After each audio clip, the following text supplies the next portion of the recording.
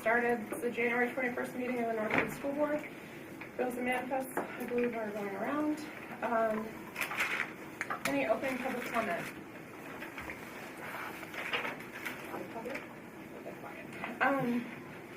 Okay, first thing on our agenda is an update on the kindergarten program.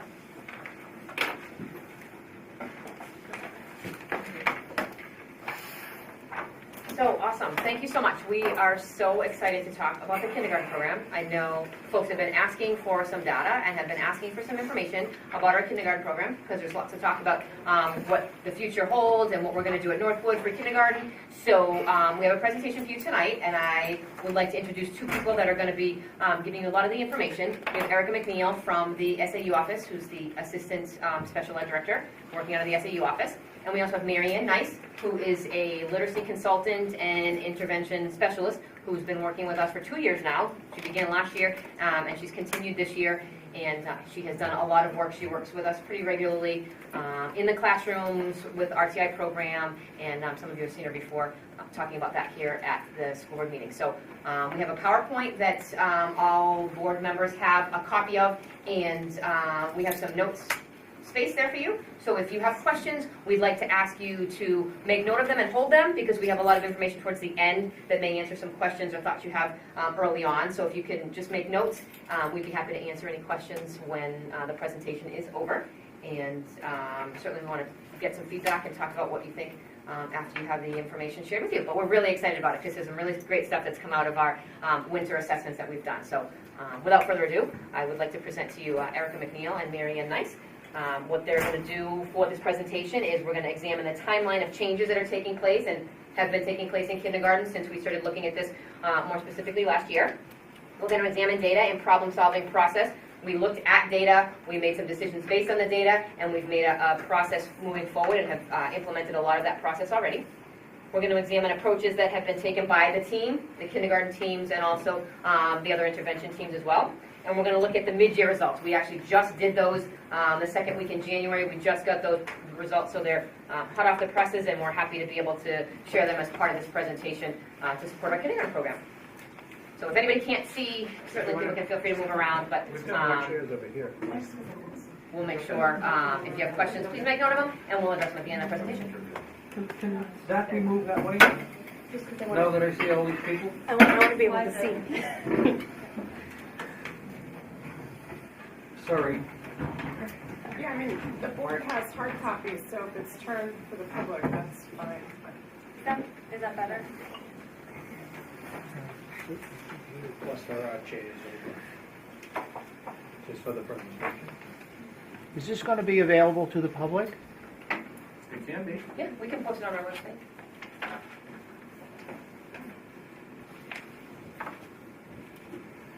So some people may already be aware that in the 2013 and 14 school year, the school began a process of focused monitoring with the Department of Education. And out of that, we came with 4 initiatives, one of which being the RTI process, and we are focusing in reading for that. So we established school-wide teams. We have bi-weekly meetings to go over the data. We examine the kindergarten data as part of that, but that is done K through 8. And we analyze any challenges that students or grade levels are having. In the spring of 2015, we made some changes to the kindergarten program, which included scope and sequence for those students who are identified as at risk through our screening process. We increased the instructional minutes for reading for those students, actually all students across the board. We increased the support for those students, and we put a plan in place for the fall. So this was just last spring. And the fall, we started that process. So the school year starts, we implemented those changes in the scope and sequence. We increased those instructional minutes and we continued with that support for the students. Now we're here in the winter of 2016. We are going to continue to ongoing the monitoring of those students. We're going to refine the groups and develop the at-risk students and students who are not at risk. We'll inform students who are having continued issues. We're going to inform those parents. And then we'll be adopting a phonics and scope and sequence for the fall of 2016 in addressing what we've seen in our numbers.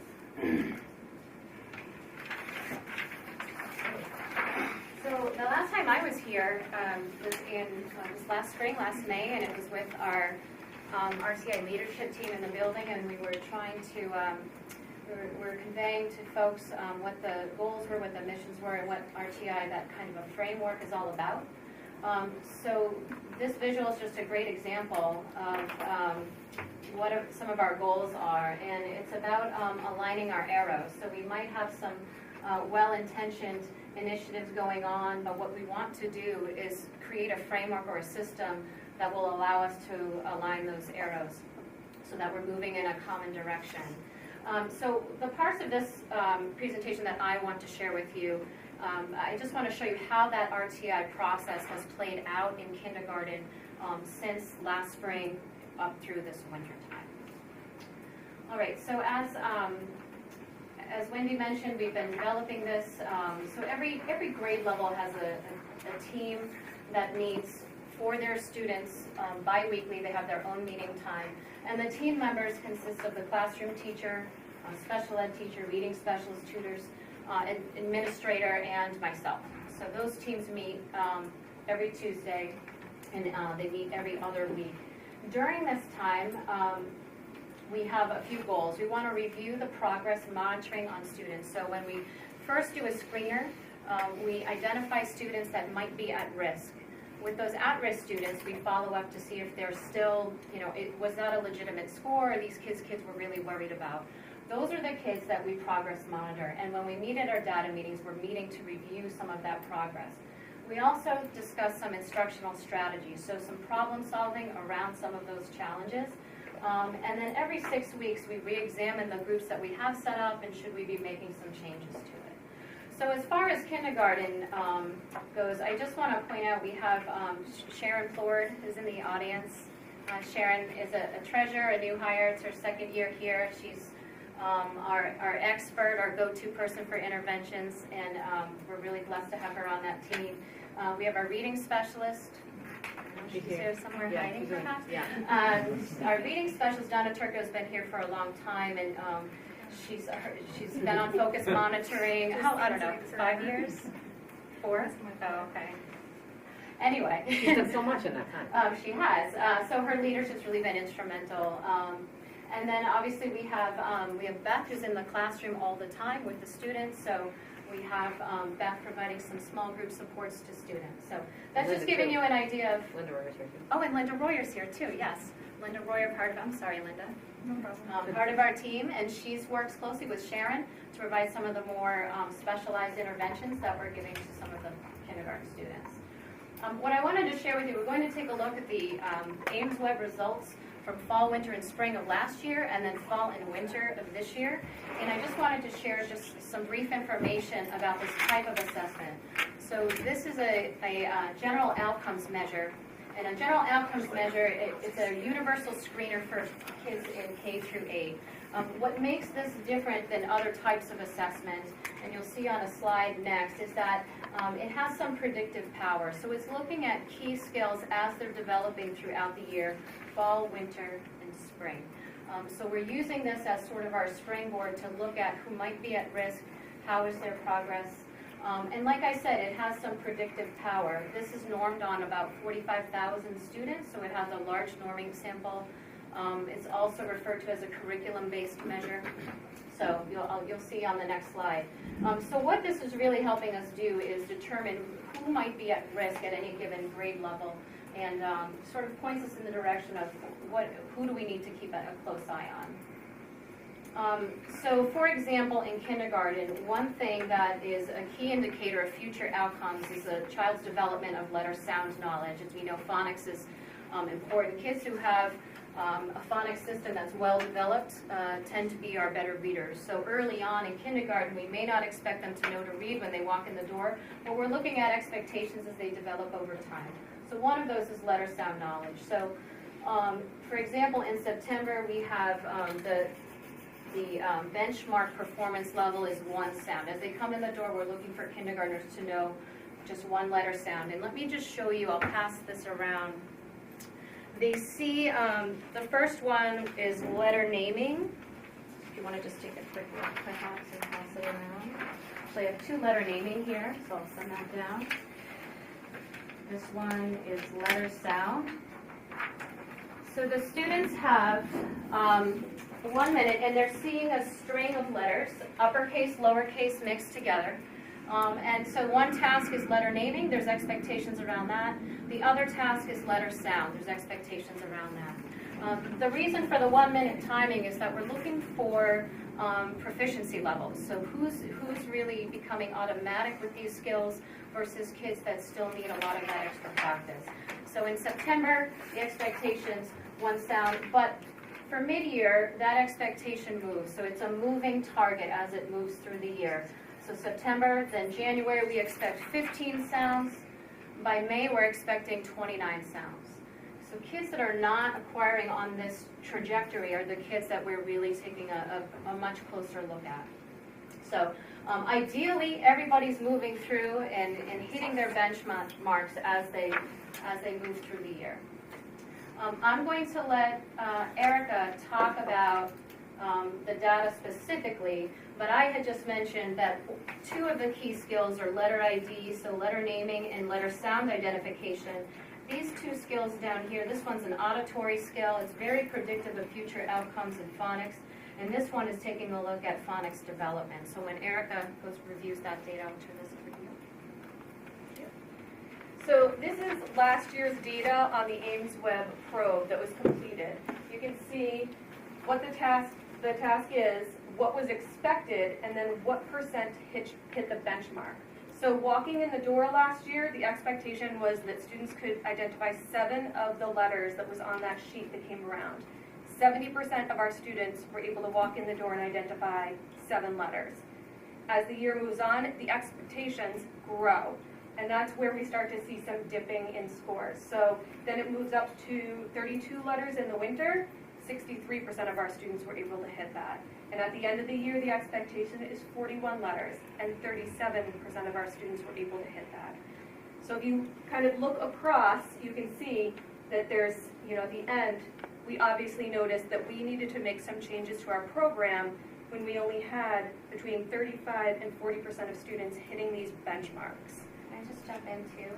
What I forgot to mention on the other slide is, so if you have 70% hitting the expectation here, but you only have 63 hitting it there, it doesn't mean that we've had 13% of the kids lose their skills. It means that those kids have not continued their growth trajectory.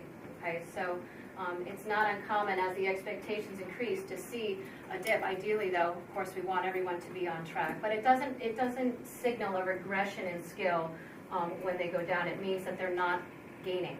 That target line that was on the prior, it just means that they're not maintaining that same trajectory on that target line. So, again, the 7, 32, 41 expectations go up. We're looking at this data at the end of the year when we've done all of our benchmarks, and then we need to have a response to that data. So we identified areas of need from this and from the kindergarten team and what we needed to do to move forward. So we identified that foundational skills with the letters and sounds, the early reading and handwriting were all areas of need. So the plan of attack for this year has been to adapt to the phonics scope and sequence, especially for those students who are identified in the at-risk range. We realized that instructional minutes is an issue for us. So we looked at the master schedule and we found every minute that we could get, and we've increased the reading minutes for students in kindergarten. We looked at our intervention supports, and if you're looking at that arrow with, there's special ed here, there's reading specialists there, this year we came in and we're an intervention team and we looked at all students. We talk about progress bi-weekly. And then we identified systems for identifying students at risk and making sure that we're monitoring those students and making sure we're making ongoing changes. And so we use our screening and the kindergarten meetings to adjust groups and look at that. So then this fall, we came into school and we went back through the same process. We went through our screening, and this was our fall information. This year, at the 7 letters, same expectation, 60% of students are walking in with that skill.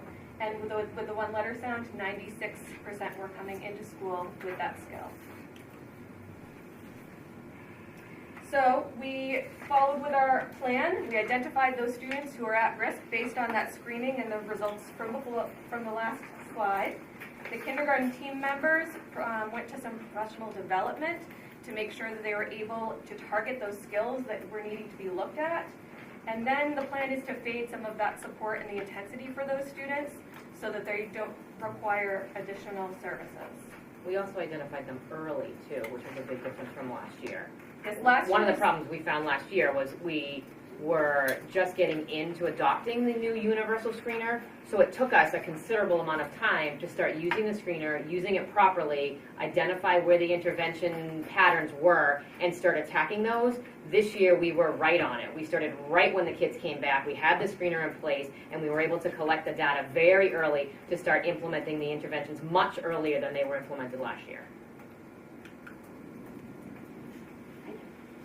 All right, so I had just a couple of slides that will speak to what does it take to close an achievement gap, or if children are behind, how is it that we go about catching them on? So there's a formula that we use for this, and it looks rather simple, but without a system of supports in place, it can be a difficult thing to implement.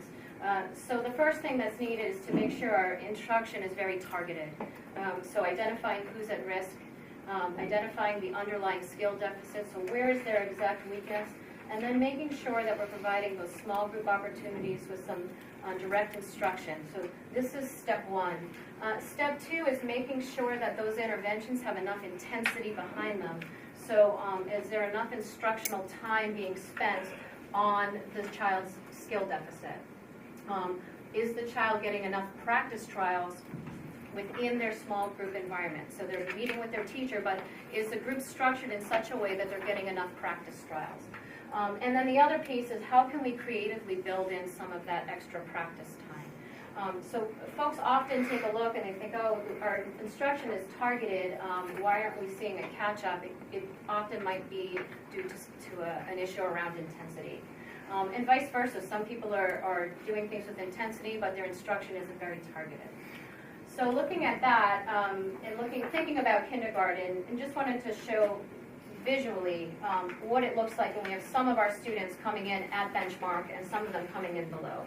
So this is our, the green represents the performance September to June in kindergarten. And here's what we saw earlier with those targeted benchmarks moving throughout the year. So this is the trajectory of an on-level kindergarten student as they walk in the door.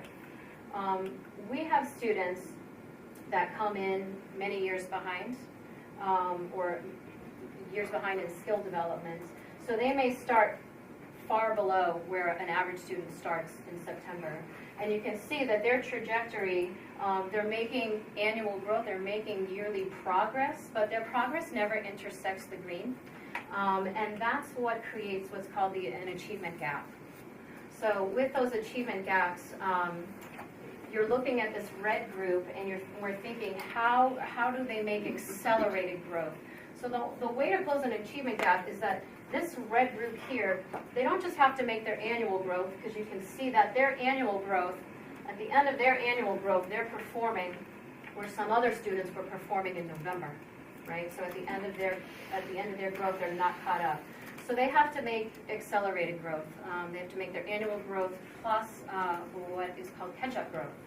So looking at those things, the targeted interventions, in terms of this kindergarten plan, we were trying to make sure those interventions were, or our efforts towards K were targeted enough. The scope and sequence in terms of the phonics was changed. But other areas to think about are related to intensity. So we have 195 total number of minutes in kindergarten. You subtract the 10 minutes of morning arrival routine, subtract the 25 minutes for snack. Some kids are getting lunch, some kids are even having breakfast.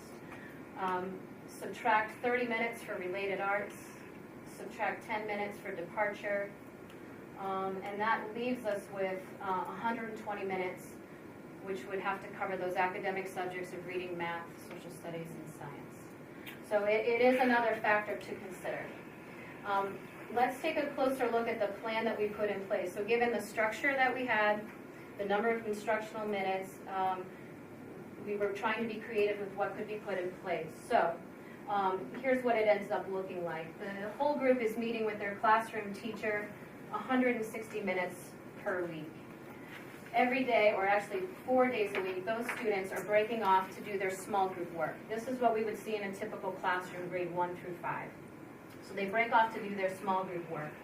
The at-risk students were working, getting an intensive intervention right away. So those students were working with Sharon and Linda. So those students were getting that small group experience, and this is where we were really trying to use more multisensory, very intensive methods to try to close that gap. So this is what it looked like in kindergarten. In grades 1 through 5, you see this where the whole class is here and then breaks off into small group. But with the RTI model in grades 1 through 5, anybody that's struggling in a tier that needs like an extra intervention is getting additional intervention on top of what I just described. So with what we were working with Kay, this was the plan, it does look different in grades 1 through 5. All right, I'll let Erica talk about the winter data. So as Wendy said, just last week we went through our winter benchmarking, and so we have brand new data here on exactly how it's panning out for the students in kindergarten this year. If you remember from an earlier slide, beginning of the year, 60% of students were hitting their letter name ID. That was the 7-letter expectations. As of last week, the expectation is 32 letters, and we now have 87% of students hitting that benchmark. Again, for the letter sound ID, it was 1 sound walking in the door. 96% of our students had that. That's now up to 15 letters and sounds for 90% of our students hitting that benchmark. The phonemic awareness, 90% of our students hitting benchmark. And the non-word decoding, 90%. So that's what we're looking at this year with the changes that have been put in place. Now, one word of caution, I did want to make sure you were able to see a side-by-side of last year to this year. While this is still kindergarten, these are 2 separate groups of students. So we just need to be aware that we're taking a look at this for informational purposes, but you can't just say that last year's students are exactly the same as this year. So last year, the fall benchmark, our students actually came in 10% better than the students came in this year. So the purple lines are last year's data. The green lines are this year's data. So last year they came in at 70%, this year they came in at 60%. At this time last year, we were at 63%, and today we're at 87%. Last year again, students came in at 74%. This year they came in at 96%. Last year, this time, 92%, and this year, 90%. When we get down into some of these further developing skills is where you really see the change. For the phonemic awareness, these 2 aren't done in the fall because there isn't an expectation, but in winter, last year we had 63% of students hitting the benchmark for phonemic awareness, and now it's up to 90. And last year, our non-word decoding at this time was a 48% of students hitting benchmark, and now it's up to 90% of our students hitting benchmark. So you can see that what has been put into place is making a difference for the students in this program. And that, just to reiterate, that NA isn't because we didn't do the There's data. not an expectation. They don't have a students to test have for that data at that time for that age student. So the fall is missing for both of them because it's not something that's evaluated at that time. So now we have our winter data in, and we are going to be identifying those students who are formally behind. When kindergarten students walk in the door, many students don't have a preschool experience. We do have students who don't or cannot identify those 7 letters walking in the door. So we are, in kindergarten, really looking to see how exposure plays out for those students. Now that kids have had that time to have exposure and have instruction, now we know, okay, who is formally behind, and we are going to be contacting parents to set up continued progress monitoring for those students and interventions for those students. Students that have made that progress are going to progress back into the general classroom and continue with small group stations. And also, those stations will be targeted on specific needs. So students are in the classroom, they're going through 3 separate stations, all based around the needs for those students. So, in summary, just to look at what we've talked about, I mean, there's a lot of information there, but prior to 14-15, there were a lot of things that needed to be addressed and a lot of things that needed to be adjusted. We went through the focus monitoring, as it was mentioned, and we got some really great feedback and made some objective goals. A couple of those objective goals were 2 big things that link directly to what we've done with kindergarten. One is the universal screener. We didn't have one here. We weren't collecting data effectively, and we didn't have a system in place to be able to analyze that data on a regular basis with a team of people that could then take those results and do something different until the next 2 weeks when they were going to meet, until the next 2 weeks when they were going to meet. So that really has impacted not only kindergarten, but our whole program, K-8. These meetings are so thoughtfully handled, and there's so much data that's exchanged at those meetings, and there's so much rich discussion about particular students, particular needs, and what we need to do to make those needs go away. So kindergarten has benefited from that immensely, because we did have weaknesses in kindergarten, and we weren't looking at the data systematically until now. We are, and it's making a big difference. So the screeners done by department, there wasn't a system, and now they're done, and the results are being reviewed. And there's always an administrator just about at every single data meeting that we have. So we've been taking in that information, we've been looking at it, and we've been having conversations with everybody, including the kindergarten team, to say, is this what we want? What can we do better? Is this what we need? If it's not, how do we address it? And we've offered a lot of suggestions to different pieces of that as we've gone on from September to now. Treasurer's scope and sequence for the phonics instruction. We've had the same reading program in this building for several years. It has not been one that has been followed with fidelity. It has not been one that has offered everything that we've all needed at every grade level, particularly for the introductory in kindergarten. So at this point, this current year, we've adapted the scope and sequence. We've changed the order of things. We've condensed what we're doing so that kids get more skills with more intensity early on, so that they're utilizing those skills and they're further developed for the second half of the year.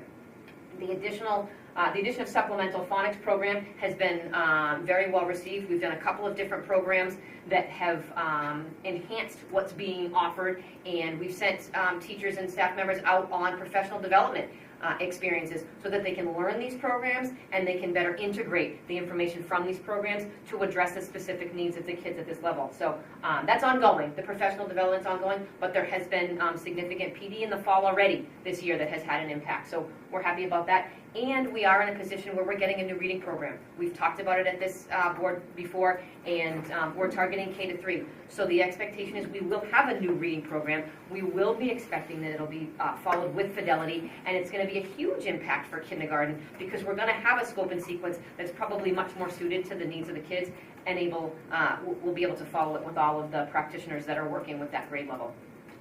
We've increased the instructional minutes. We are in a half-day program, so we do have a limited amount of minutes. We've restructured the schedule. We had one master schedule for the building last year, and we changed the whole schedule to a great degree in every grade. But in kindergarten, we've tried to address the needs within the schedule so that we have doubled the amount of minutes for reading, the instructional time for reading. And what we're doing in the other slide, it said we only have a few minutes to do the math and the science and the social studies. We are working to integrate the science and the social studies within the instructional materials for the reading. That's the choice that we have, and that's the route that we're taking. So it's not that we don't have enough for science and social studies, but we're integrating by selecting the materials for the reading that also support content in science or content in social studies. That's going to be one huge benefit to the selection of a new reading program, because that's going to be very thoroughly ingrained in whichever program we go with. So that's definitely something that we're looking at.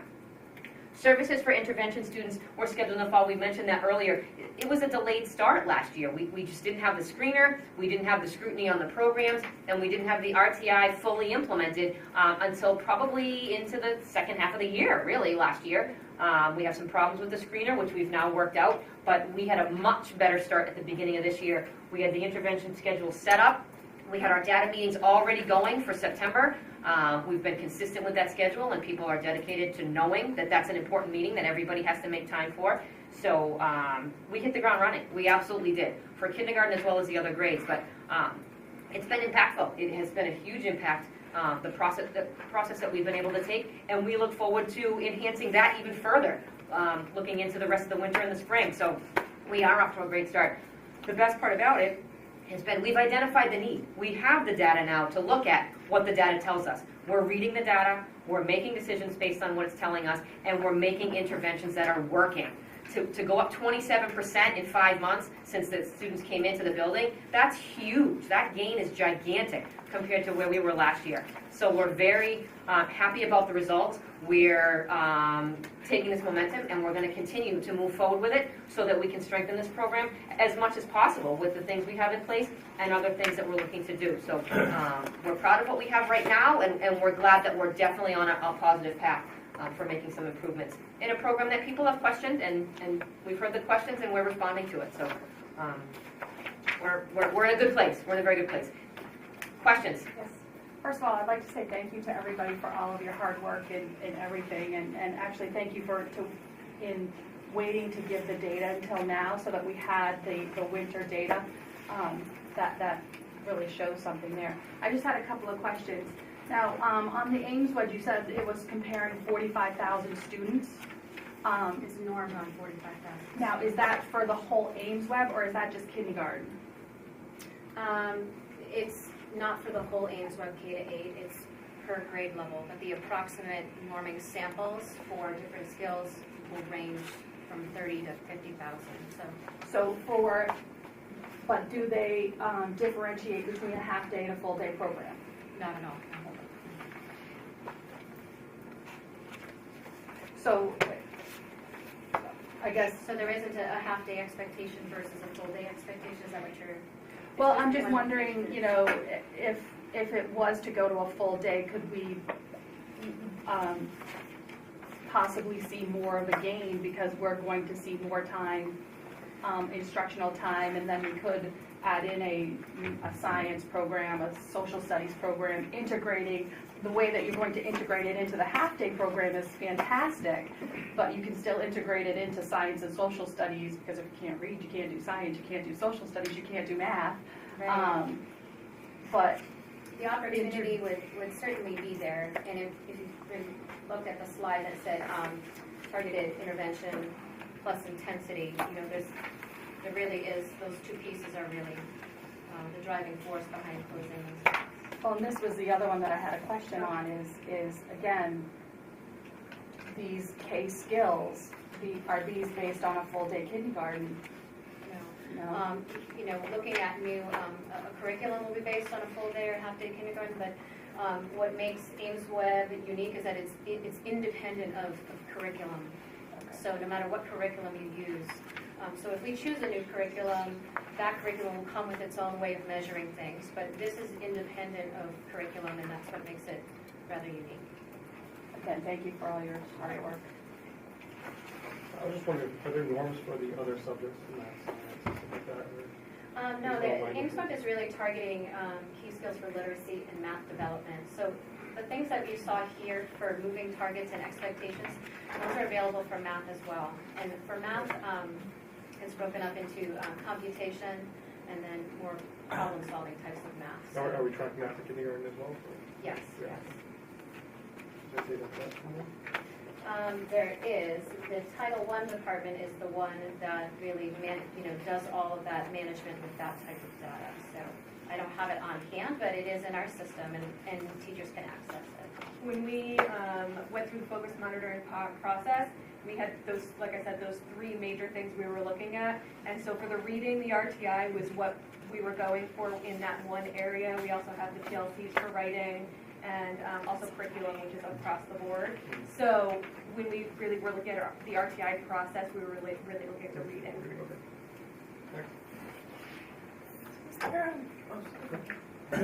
Just with the two groups that you gave statistics on, do you have the numbers in terms of how many were in pre-K programs for each of those classes? I don't have that data. I don't know. No, and that was something that we talked about, is where are students coming from, and is that on the registration paperwork? That's kind of something that we've been talking about, but we don't have data on how many of those students are coming from a preschool program and what that preschool program is. But I don't know, Wendy, if that is on your registration form or not. We ask what their prior experiences. Some folks don't provide much clarity with what they did. I mean, some, if they were in our pre-K program in our district, they acknowledge that, but other than that, a lot of detail isn't shared because the programs can vary so much, and some people call it daycare, some people call it preschool, depending on the name of the institution. They vary so much.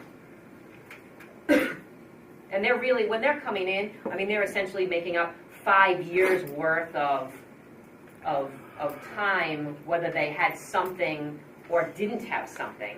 So, I mean, there are huge discrepancies between some of the skills that kids come in if they've been in a daycare program since they were potty trained versus kids that haven't been in any and don't know even what to do when they hear a fire drill bell or when they see kids lining up on one side of the hallway versus another. So, you know, all those skills are things that we need to look at as kids come in with some or all of that.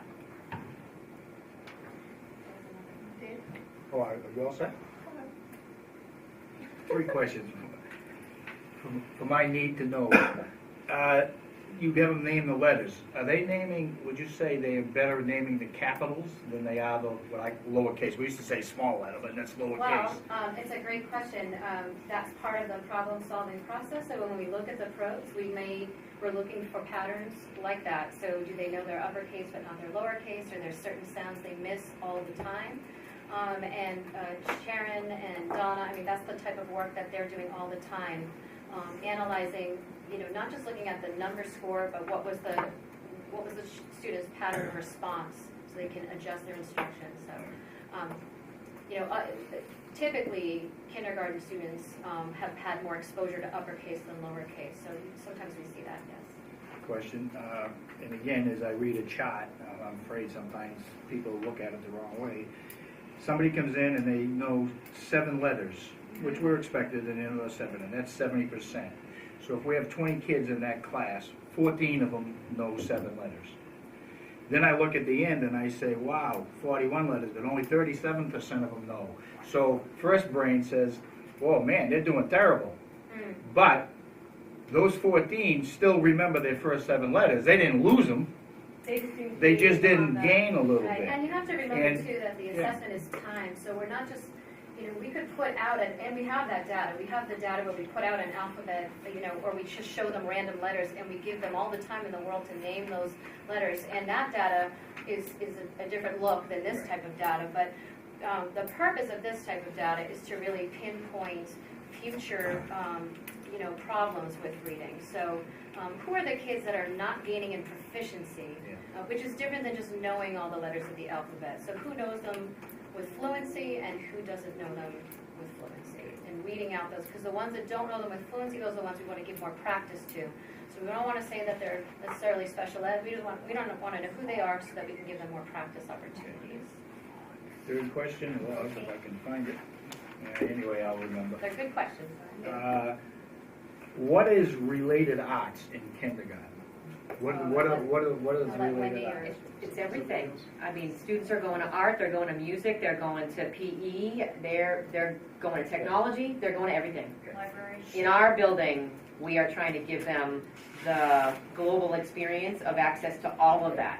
So, for me, and again, I can say being an old timer, what if we took those 30 minutes that, to me, I don't think they need phys ed or art or whatever, and donated a few of those 30 minutes to maybe reading in their math. In other words, what is the most important thing? If you talk to anybody over the age of 60, they'll tell you reading and math. By math, I mean arithmetic. But Now technology has come along, but if you can't read, you can't go on and do a lot of the other things. And again, I'm going way back, how I was taught. So I tossed out a listserv question to some other principals, and I got some responses, and I said, if you have a half-day program, how do you handle related arts, and how do you handle lunch? Because big questions have come up about, do we need to offer lunch? Do we need to offer all the related arts? And most of I only got 7 or 8 responses so far, but most of the responses I got was, we abandoned half-day, and we started offering all the related arts. In the half-day programs that they had, some of them didn't offer lunch, and they also didn't offer a variety of related arts. Some were maybe just gym, or just gym and technology, but not the whole gamut. So there were limitations in other schools who had half-day programs as well to share those instructional minutes back to a core math or a core literacy. But that's definitely something to That's look been at. part of the conversation that we've had. I mean, basically with the changes we made this year, we've squeezed every minute out of the day that we have, and those are the only places left for us to potentially go. And from the beginning of the year, they've been scheduled for all those classes, so we didn't want to make or think it was appropriate to make some abrupt change to say, starting in the third quarter, kindergartners are no longer going to have music and art, they're only going to have gym. So those are bigger conversations for another look at how we can modify the master schedule if we need to.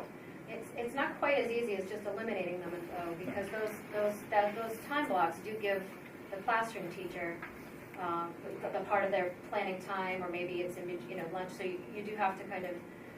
It sounds like you could just cut them out altogether, but it's not quite that easy with a school-wide schedule. Yeah, and when I say the master schedule, it means the teacher's teaching loads, the teaching obligations, the required breaks in time that they have in their day. So it's all of that when we look at the master schedule if we're going to make any changes to it. So what role, so I know you mentioned the team, and I know most of them are here. What role does the teacher play in that team, though? Because that's the one person that I don't believe you did mention. She's mentioned in here as the classroom teacher that's offering the instruction. She has a group. She sees, in the beginning, she was, where's that slide?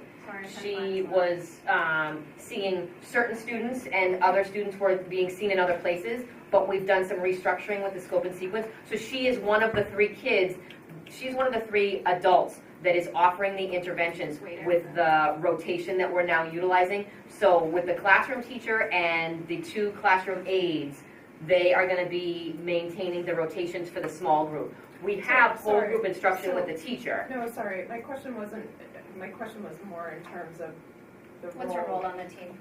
On the team in terms of the plan, not, so you're talking about the execution of the plan and the role in executing it. My question was more about what's the role on the team in terms of developing the plan. Well, I think after taking a close look at the data, Lisa was very agreeable to, what changes would we make. So she's part of the team and has input on what changes were made. And I think after seeing some of the results, she's even sort of more on board, I would say, with making even more changes that we need to make. So she's part of that conversation, and her and Lisa and Sharon have developed a really nice relationship, and they work together every day, and they do a lot of problem solving together. So she's a very, very active role. I guess what's different is that perhaps in the past she didn't have a team to brainstorm with, to say how could we do it differently. She might have been flying on her own a little bit, and just geographically that kindergarten is located in a different part of the building where she's not really with other academic subjects. She's with a lot of the related arts teachers. So I think what's different now is that every 2 weeks we're at the table offering her some support and saying, okay, here are your students that struggle. What do folks have? Sharon, what kind of activities have you been doing to target these types of skills? And they've changed some of the structure of the way they're moving forward for the second half of the year as well. I think Wendy mentioned they're working in some centers, and what we're planning to do is, with the data we have, is to take a look at those centers and So if you're seeing Jimmy and Johnny, we already know Jimmy and Johnny need X, Y, Z, so this center has to have that in it to meet their needs, so. But it's a process, and this is a process throughout the whole building, but I think kindergarten is a really good example of the direction we're trying to move in the rest of the. And then can you also talk, so you talked about the catch-up factor within this school year for kindergarten, but can you talk about that transition with the catch-up now as they move into first grade? Well, what I can tell you is that the top of this line sort of represents that student's trajectory, and down here you can see, so if they're leaving kindergarten down there, they're starting first grade with that same kind of gap. And what happens is that gap sort of perpetuates itself, and then it really widens. So oftentimes in terms of special ed identification in some of the schools I'm with, you'll see in some of the early years where they were getting lots of support, maybe they weren't identified, but after grade 3, you'll start seeing more and more students being identified for reading. So, I mean, I'm not saying that happens here, but I see that sort of trend in other places that I work. So what this means is that earlier on in K to 3, that is our best opportunity. It's the easiest time to close gaps is in the early years. Totally understand. My question was more specific in terms of we've identified last year's kindergarten class as having a significant so gap. where are they now? So what was done or is being done with them as a first grade group? Sure. And even this year, so more progress with this year's kindergarten, but you know, again, with the gap, how is that transitioning to avoid right with the first furthering? with the first grade class? Anybody wants to jump in? With the first grade class, they get the whole group experience with the teacher. They work in small groups with their classroom teacher. Sharon does come into a first grade and offer some small group support.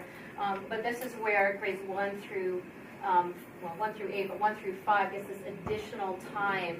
So those first graders in a full day program are getting that additional time with an intervention teacher. So they'll see Donna, they'll see Sharon, you know, they'll see people to get that additional support. So first grade as a team, all the first grade teachers, Wendy, myself, Sharon, you know, anybody that provides an intervention in first grade, we get around the table bi-weekly, same thing, and we're doing the same type of procedure where we're looking at that progress monitoring data. So we have students that we've determined are at risk, they're getting interventions, then we have other kids in the classroom that we're keeping an eye on by monitoring their progress. But do we have do we have the numbers on that? You're right. So Oh, yes. right, we have the numbers here in front of us in terms of where the last year's kindergarten class was. Do we have the numbers in terms of where they are now as first graders Yes, versus where the expectations of where they would be? Yes, we do have those, yeah, and we've you know, gone over them with our teams and taken a look at the group as a whole. How did they perform from fall to winter? And just, I know you don't have the data in front of you, but just kind of You know, general. can I defer that to somebody else? Because I work in 5 schools. Yeah, I mean, no, it's all absolutely. mushing in my head at some point. Does Sharon or Donna, do you? So there's different skills we're looking at too. So I will say that they are making gains. We have less students now. We have had some kids that have gone on and no longer need the small group intervention. Again, I mean, I looked at the numbers. I didn't pull it to bring with me tonight, but we are closing some gaps significantly. We still have that portion of kids that came in so low, and there are so many needs that, you know, those ones are still our low ones. But they are making the gains and closing those gaps. And we modeled what we were doing in kindergarten as being so successful. We're doing the exact same thing. We extended our RTI time so that these kids are getting a longer period of time instead of just a 30-minute intervention. So it is making a difference. And just to add to that a little bit, I don't have them all on top of my head because it's K through 8 in my head. But there are a huge amount of students as well that in our cycles, because we change groups every 6 weeks, and just probably this cycle is the biggest one, that we have many students that we are releasing from the extra interventions so we can pick up some of the other kids. So the kids that have been in interventions have made such great progress that they're caught up to speed with the rest of their classmates, so they can go back in, and now we can pull in some others that might be struggling a little bit. So, and I don't mean to put anybody on the spot, so maybe next time, if we could get, I would really be curious to see the data on the first grade class, because, right, it's one thing to say they're caught up to the rest of the kids, but if that whole chart shows the whole class, you know, that gap, not the whole class, but that gap, you know, that's it's one thing, segment that's are you behind. getting caught up to your peers, and are your peers at the expectation line, or is the expectation line here, you got caught up to your peers, we're all here, so I just, and I don't mean to put you on the spot for that, so maybe if you could, I don't know what the rest of the board's like, but I. Very like easy to see get that. And two things just to mention that I think are helping to put a spotlight on kindergarten for these types of conversations, but also on just our use of data for the whole school. We've talked about the Ames Web. Prior to this, you know, people were in kind of private silos, and the arrows were going in different directions, and you may think that things are going really well, and you may think that what you're doing is working to a certain degree, but until you are looking at this data, and you're looking at something like this every 6 weeks and every 2 weeks if you're progress monitoring, it really doesn't shine a spotlight on you like this does. So we're really pleased to be able to say, yeah, this is some scrutiny. We are looking at this with scrutiny because we did have some deficits last year that weren't addressed. So the Ames Web and the use of Ames Web has really been a huge benefit to us this year to be able, in every grade, to have these conversations, have the informed, consistent data coming through, and be able to use that data and count on it every time we meet. So whether it's kindergarten or whether it's other grades, it's definitely something that we're benefiting from, and first grade is no different from that as well. So we're really feeling that that's going to help us to be able to continue to put the scrutiny where it needs to be and to make those changes more intensely where those intense changes are needed. The other piece is PLCs. We do have, and this was one of the other major objectives of the focused monitoring plan from last year that we executed, was to begin the process and implement PLCs. And we have grade level PLCs. Prior, we would have a kindergarten teacher who was just the kindergarten teacher. When you're the only kindergarten teacher, you're your own group. This year, we've made some changes in that. She's not by herself. She's not just her own group. We have pulled people together so that kindergarten is talking with grade 1, so that there is more conversation cross-grade, particularly at those 2 lower levels, so that every month with PLCs going on, there's conversation and there's use of data. They're looking at writing, they're looking at skills, they're looking at student samples of assessments, and they're having more conversations. So not only do we have the data meetings that happen twice a month, but we also have the PLC meeting that happens once a month. That wasn't in place before to the degree it is now, and it's really helping us to stay on top of it and be consistent with looking at it. And if it looks low and it looks like there's a need, we're going to be addressing it because it's going to be staring us in the face. Any other questions? I do. Thank you all. To me, this is like 5 years late, but thank you. My issue today, it was yesterday and it will be tomorrow, is that I need to see data that shows that it's worthwhile to have kindergarten, that the kids going from kindergarten into first grade are doing better or at least as good as the kids that aren't. So I don't see that yet. And that's something that's going to be very interesting to me. That we're improving kindergarten from one year to the next, kindergarten. I think that's very important, and I think that's great. We're shortly going to get another 20, 30 letters in the editor, to the editor. Some people think that kindergarten just doesn't do any good. Some think it's babysitting. Some think this, some think that. All I personally want is to be shown that there's a return on the investment of spending. So if half day is 105,000, that means 210,000. So I'm looking for if half day, an additional half day is 105, you're frowning at me. That means the current half day must be worth about 105. That's my math, simple math. And I certainly don't want to get rid of half day kindergarten. Certainly half day is better than nothing. For me to vote for all day kindergarten, you're going to have to show me that there's an advantage of having kindergarten all day or half day going into first grade. That's all I'm looking for. All of the other people out there that have everything else to say, pro and con, mean nothing to me. When the data shows to me, I'm one voter in this town, Yeah. that there is an advantage of kindergarten going into first grade, then I'm going to be on board. So you want the kindergarten, you want to look at students that have never had any kindergarten going into first grade? I believe that you versus have the data students- showing that, yes. So, but I want to know So- personally Yeah. that children who go to kindergarten in Northwood, I don't care about the rest of the world, I don't care about them at all. Yep.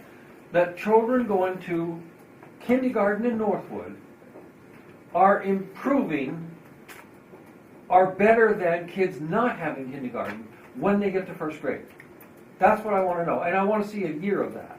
Okay. You know, not a couple of months. I mean, that's fine. I'm glad to see all of this. I'm not knocking anything, but data changes very quickly. I mean, some of your data shows improvement, some of it doesn't, and such. But to me, it always comes down to, if we're going to spend another $105,000, what am I going to get for it as a taxpayer? We do have some students that never went to kindergarten anywhere and entered first grade Yeah. here, and we could definitely pull their Okay, specific. so data. and I think Karen was getting to that in her Well, discussion. I want to see what's the advantage of kindergarten. Because if you want all-day kindergarten, and I understand all of you want all-day kindergarten, and I'm not saying I don't. I've never spoken against all-day kindergarten. I said, show me the data. That's what I want. That says that it's better. So when that shows up, I'll be in favor of all-day kindergarten, because all I really care about, after it's all said and done, is a better educated student in my town. That's all I care about. So, we would need to come with changes that have been made. You saw last year's data. Mhm. Okay, so with changes that have been made, all we have right now is the snapshot between January and winter. Fall and winter. So we have to come back to you in the spring and show you those results. But you're asking for data of students that have never come. So you really want first grade data. You want to see the performance of first graders who came to Yes, kindergarten. absolutely, yes. Yes, I mean, to me, that's the biggest issue that we're talking about. And I know that each of these people have different issues. That's my issue. You know, and that's what I'm going to base a pro vote or a no vote, is to show me that kindergarten is an advantage. If it's an advantage, then by golly, I want more of it. And if it's not, I don't. Well, what were your thoughts? Okay. I'm sorry, there's another question. Oh, go ahead, sorry. I just want to remind everybody that this is not a full-day kindergarten presentation. I understand that. The But it's question, coming, believe me, Bob, you can say whatever you want. You look around here, it's an all-day kindergarten presentation. I'm just saying, Okay, the I got question you. from the Yes, I board, the question from the board was, how is the kindergarten doing from one year to the next? How are our children doing from one year to the next? Are what we're doing in kindergarten working, and should we make some changes? That's what the presentation was about. And Okay. actually, these ladies, when they were putting together the presentation, had some slides in there concerning full-day kindergarten, and I reminded them, this is not a full-day kindergarten presentation, because the board does not have a warrant article on the table for full-day kindergarten. There is a petition warrant article. So I'm going to totally agree with what you just said. But I'm also going to remind you that I have asked 3 times for the data that shows, in my opinion, what I've heard from numerous accounts, that kindergarten is no real advantage in Northwood going into first grade. And then I want to know what we're doing about that, and then in a year I want to see if it's better. So can I just, because maybe I'm not following something. So Okay. I think, so that was a big part of what this was about, was to understand there were some challenges with kindergarten, which we've clearly seen, and the presentation was on what has been happening within a year's time to address those things. And we've seen some data, and there's still some questions and some other information. So the SAU and the administration, I think, has done in presenting what they asked for. The reason we haven't seen it sooner, it wasn't because people weren't listening to the request. It was because we knew there would be the winter data, and we wanted to wait to have the winter data, because frankly, I personally don't think this would have been as valuable information to have without that winter data. But in terms of your question, Tim, I'm asking for my own understanding. You're trying to decide whether there's value at all in kindergarten, half day or full day, going into first grade. My question wasn't that. What I was getting at with first grade was you're showing us that there is a gap with kindergarten, and I want to know that we've identified this gap. So what are we doing? We've talked a lot about RTI. What are we doing to help support? And we've already identified it to continue to squash that gap in first grade before it continues to grow further and further apart. So that's where my line of questioning was going. Okay. But I guess what I want to understand with your questioning in terms of is kindergarten valuable, my understanding is that the state mandates at a minimum a half-day kindergarten program. So I don't know where you're going with that, because we can't eliminate half-day kindergarten. That we have to. And I'm not asking to eliminate anything. The question is, and I know that the board decided not to, and I think correctly decided not to pursue this. And I really hoped that members of the town would not pursue it for 1 year and let us collect the data, work the data, figure out the problem, and resolve the problem. If this board or this group wants all-day kindergarten, someone is going to have to show a value. Okay, so your question is the value between a half day Exactly. versus a full day, Yes. not between kindergarten. So, And so that's what I need to Okay. see So you're That I asking, understand. you're asking Go forward. You're asking I for a think the possibility, though. I I mean, think like, the we confusion- can't know the value of full-day kindergarten unless we do full-day kindergarten, number one.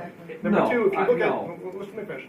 Number two, if you have half-day kindergartners, you want to compare them to somebody with no kindergarten, you're possibly looking at apples and oranges there, with, different socioeconomic statuses and stuff like that. So I don't know that data would be very convincing, at least to me, either. Well, and what's convincing to you and what's convincing to me are different. So, again, I believe that there's data that clearly shows that students that go to half-day kindergarten at Northwood and then move on to first grade are no further ahead than the students who don't go to kindergarten. I believe that exists. I've asked for it 3 times.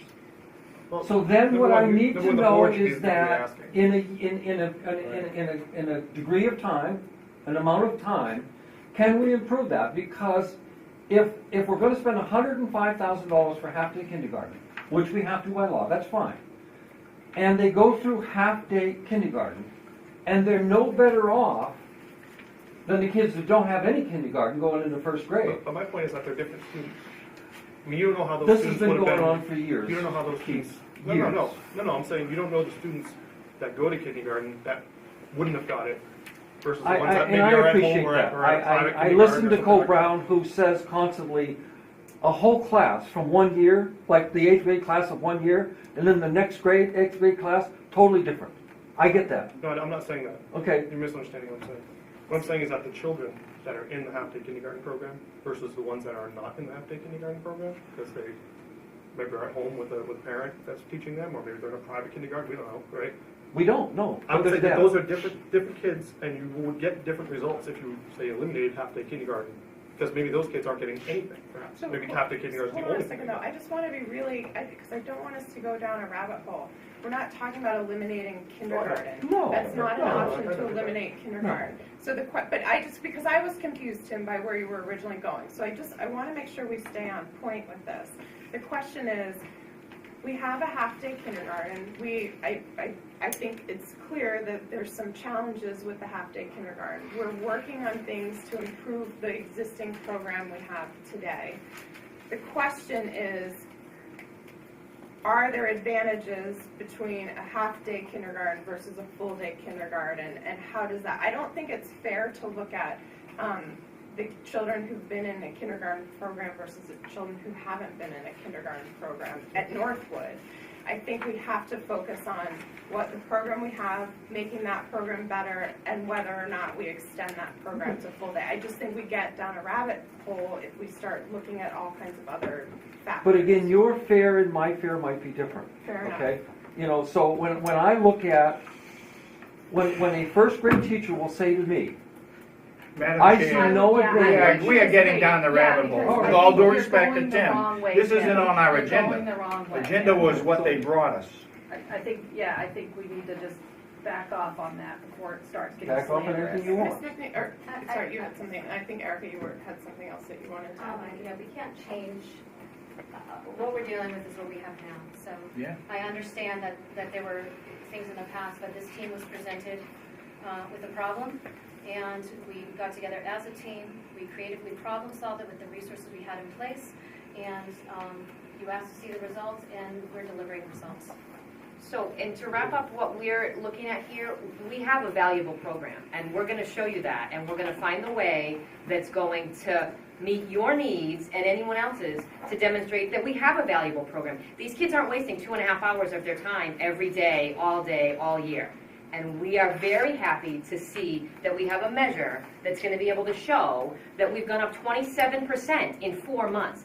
They are making their gains. If you want to see value to a program, you see what the expectations are that they're supposed to start with in September, you see what the expectations they're supposed to meet in winter are, and you see what the expectations are they're supposed to meet in spring. We're going to do everything we possibly can to get as close to those expectations for spring as we're able to do with the students and the systems that we have. We're not using the same systems that we had 5 and 10 years ago. It is a different ballgame. It's a different playing field. So if you're going to compare historically, this has been happening for 5, 6, 7, 8 years, maybe that's the case. But the last 2 years have been distinctly different since the focus monitoring has put us in a place where we've had goals to achieve and we've achieved them. So we're very hopeful that by the end of this year, we're going to be able to show you that these kids in this particular class have made significant gains and are much closer to their peers ending kindergarten and beginning first grade than last year's group was. We had deficits last year. We can all see them. They're bright as day. We've addressed those, and we're continuing to work at that. So we will continue to collect data, and we will continue to demonstrate for anybody who's looking that we have a valuable program, our staff is invested in the program, and we're going to do everything we can So, again, so that these kids aren't wasting their time for 2.5 hours a day. We have a half-day kindergarten program. We're not looking to eliminate the half-day kindergarten program. Right. We are looking to improve the program we have in place and potentially down the road consider, depending on whether or not we increase that program from half-day to full-day. So, look, I just, again, be really clear, not getting rid of half-day kindergarten. It's mandated. It is what it is. We need to focus on making whatever we have today better. And so, okay. Any other questions, comments? Erica, did you have something? I think I just want to take a few minutes. There were some people that are thanked in the audience, but the original achievement team, there's some members that did the original work 3 years ago, my first year here, that really set the vision for what we're starting to see in the data, and I don't think that they've been thanked, and I'd like that they can stand up for a minute. The original FM team with Donna, Lauren. Lauren wasn't, okay. Donna and Erica. I know there's a lot of hours. At the SAU with Dave Ruth. Dave Ruth saw, there wasn't blood, but there was sweat and tears at times. And they really had to go through a lot of thought to develop the 4 strands that we're going to do. And even after that, Ms. Turco had to take a significant leadership role in the implementation of the benchmarking and progress monitoring system. And I don't think she's ever really been thanked or appreciated publicly for that. So thank you. Thank you. I'd just like to make one more comment. I know it's part of Wendy's report here, but thank you to Ms. Cunningham for being proud of the results that you have and wanting to share those with us. Thank you. From the AIDS Web. Okay, thank you. Thank you. Thank you for coming. All right, moving on. Approval of our minutes from our January 7th meeting. Motion to approve public minutes of 1/7/16. Second. Any questions or comments on those? I just had one. On line 231, which was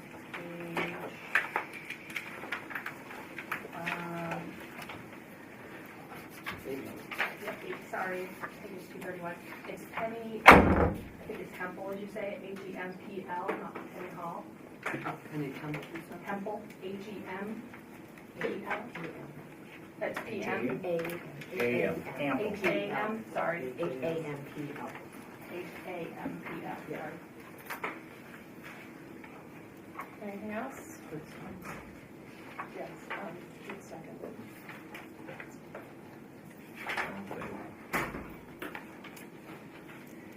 All those in favor? Aye. Abstain. Same. Two abstentions. Motion to approve minutes of, non-public minutes of 1/7/16. Do we have? Questions or Okay, yeah. any questions? No. All those in favor? Aye. Aye. Two abstentions. Okay, our business administrator's report. You have the business administrator report for financials starting on page 14. Marjorie has been on the phone with DRA for the last 3 days. She is presently back at the office working on the MS-27. She just texted me, said she just delivered Nottingham and she's working on Northwood, so hopefully we'll have that done either tonight or early tomorrow morning, so that's why she's not here. Are there any questions on the financials or anything you would like these financials for?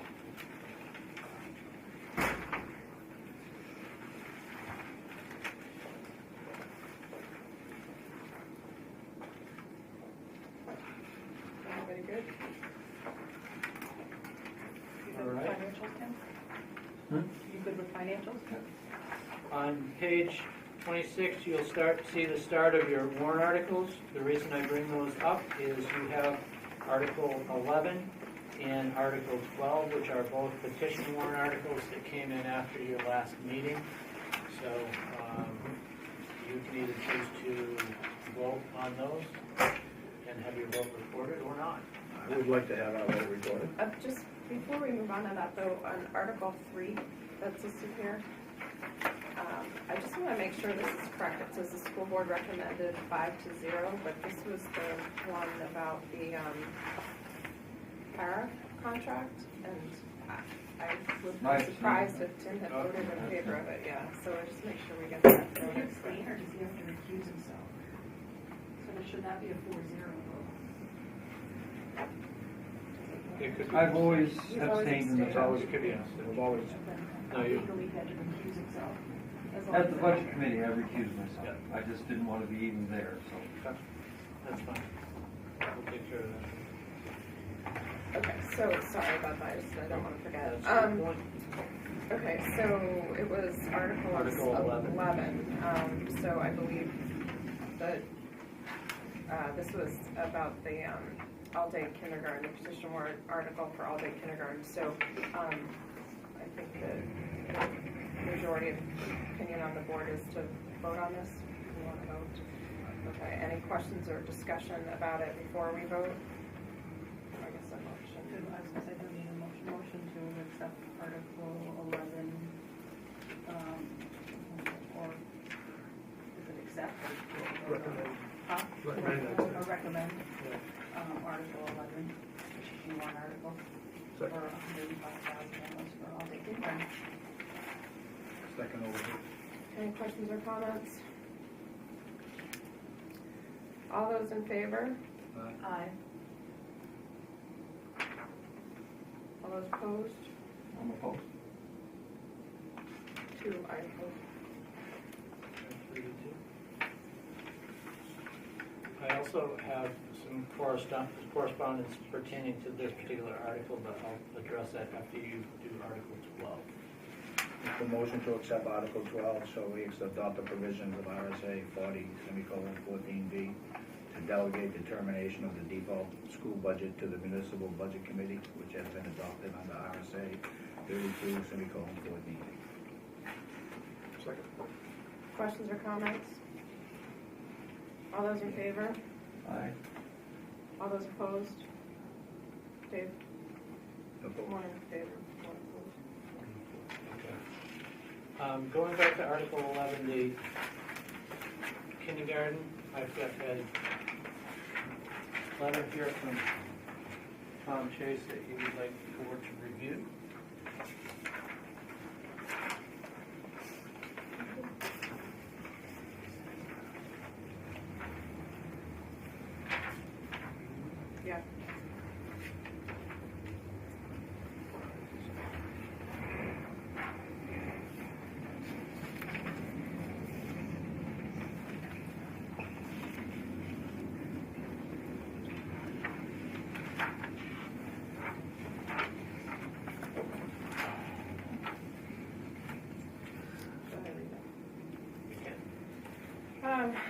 So this is a letter from Tom Chase to the members of the Northwood School Board.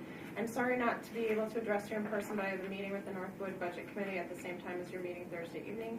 As most of you know, Amy Hanavan and I submitted a warrant article in support of full-day kindergarten. And we hope that even though you as a body did not take up this issue in your budgeting this year, you will vote in support of it.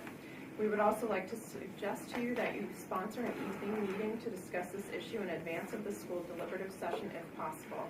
If there's insufficient time to arrange for that, we still think that it would be a good idea to have a discussion on this topic as was done last year on Common Core before the town votes on it. Failing that, I hope to work with Dr. Godomsky in advance of the school deliberative to make sure that I have all my facts necessary to answer questions about the cost, logistics, space considerations, etc. I look forward to following up with you after your meeting. Sincerely, Tom Chase. Copy of the minutes. Thoughts, comments? Well, I think if we could come up with some time, it would be after the deliberative session. I mean, one week, or we get 2 weeks before the deliberative, and 1 week, I made a proposal at last meeting that we maybe should have another meeting for the school board, because we're gonna have to plan what we're gonna do for the deliberative and everything. So my two cents. Yeah. We didn't put this warrant article out there. It's a petition warrant article, and I would think we would see what the town wants, and then based on that, have informational sessions and meetings to see what the board would choose to do based on the vote. That's my 2 cents.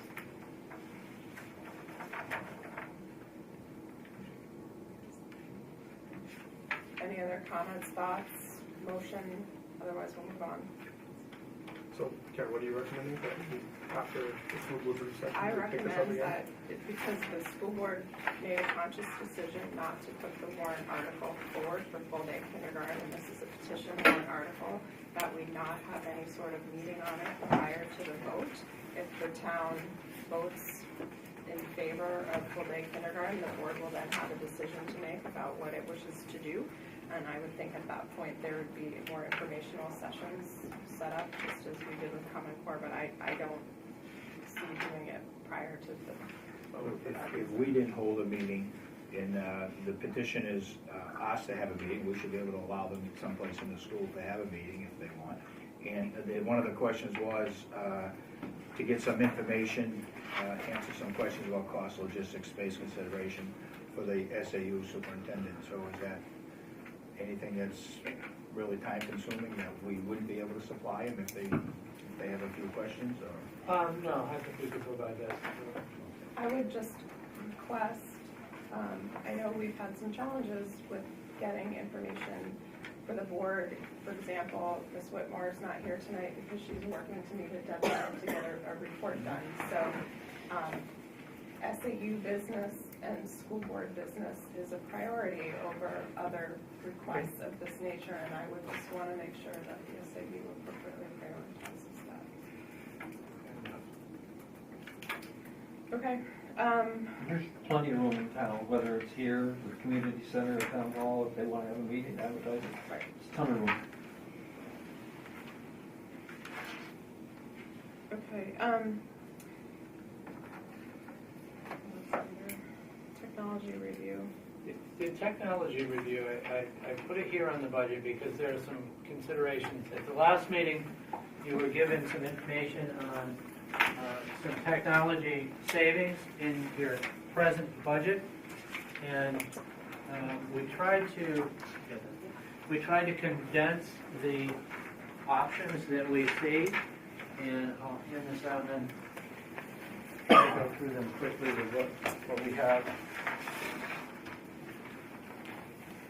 Now, my understanding, talking to Steve Robert and to Wendy, is that there were some savings generated from getting better prices on purchases.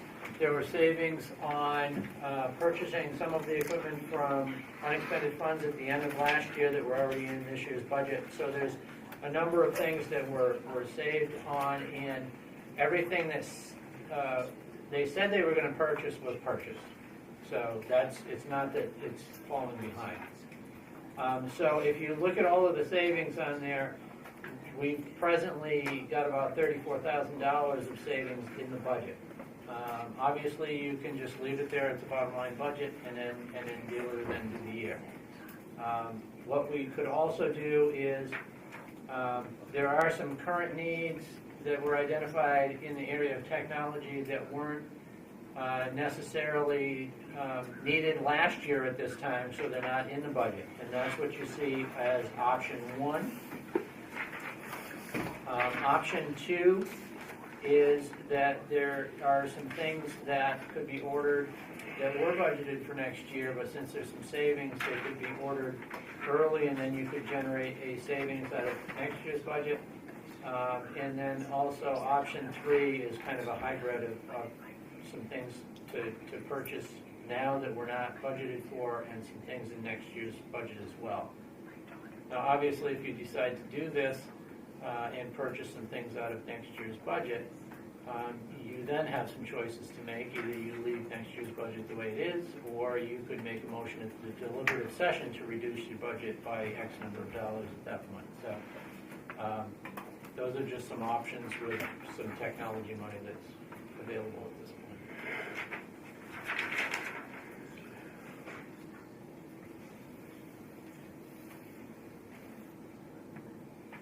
Any comments? Well, I would think, Sir? well, I mean, because we've had some savings on purchases, seems odd that we did spend more money last year, which we didn't take out of this year, so, I mean, I think if we can save some money, I'd like to, if we can come up with a round figure, not to the penny, that if we want to make a motion to reduce next year's budget, as long as we all feel that we ain't gonna shoot ourselves in the foot. I wouldn't have a problem saying, you know, let's. Well, obviously, there's a boomerang effect to that as well. I mean, if you spend it and take it out of next year's budget, then the following year You're gonna be putting in. you're operating at a little bit of a deficit there. So I mean, there's give and take, but I just wanted, we talked it over, and you know, I wanted you to have all of the options.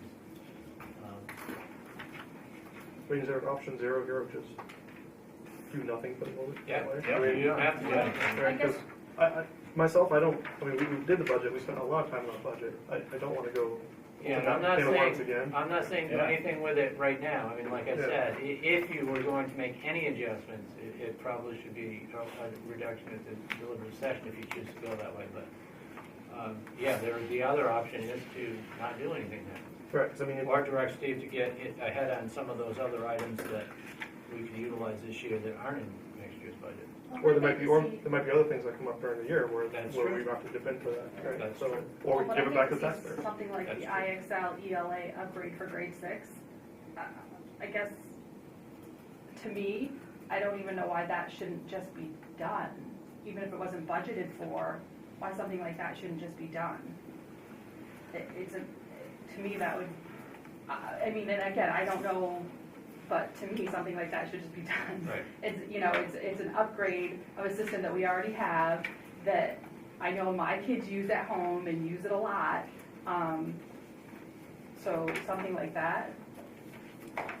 Again, that's another option of leaving it where it is and directing the building administration as well as the technology director to go back through there, and if there are high priority items that aren't in the budget, then do it in the budget. Because these are expected needs. I mean, so if there's money in this line and these are expected needs,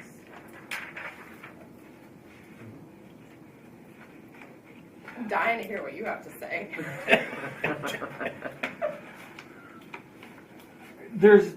I'm not even remotely interested in reducing the 16, 17-year budget for technology by spending it or not spending it or anything else.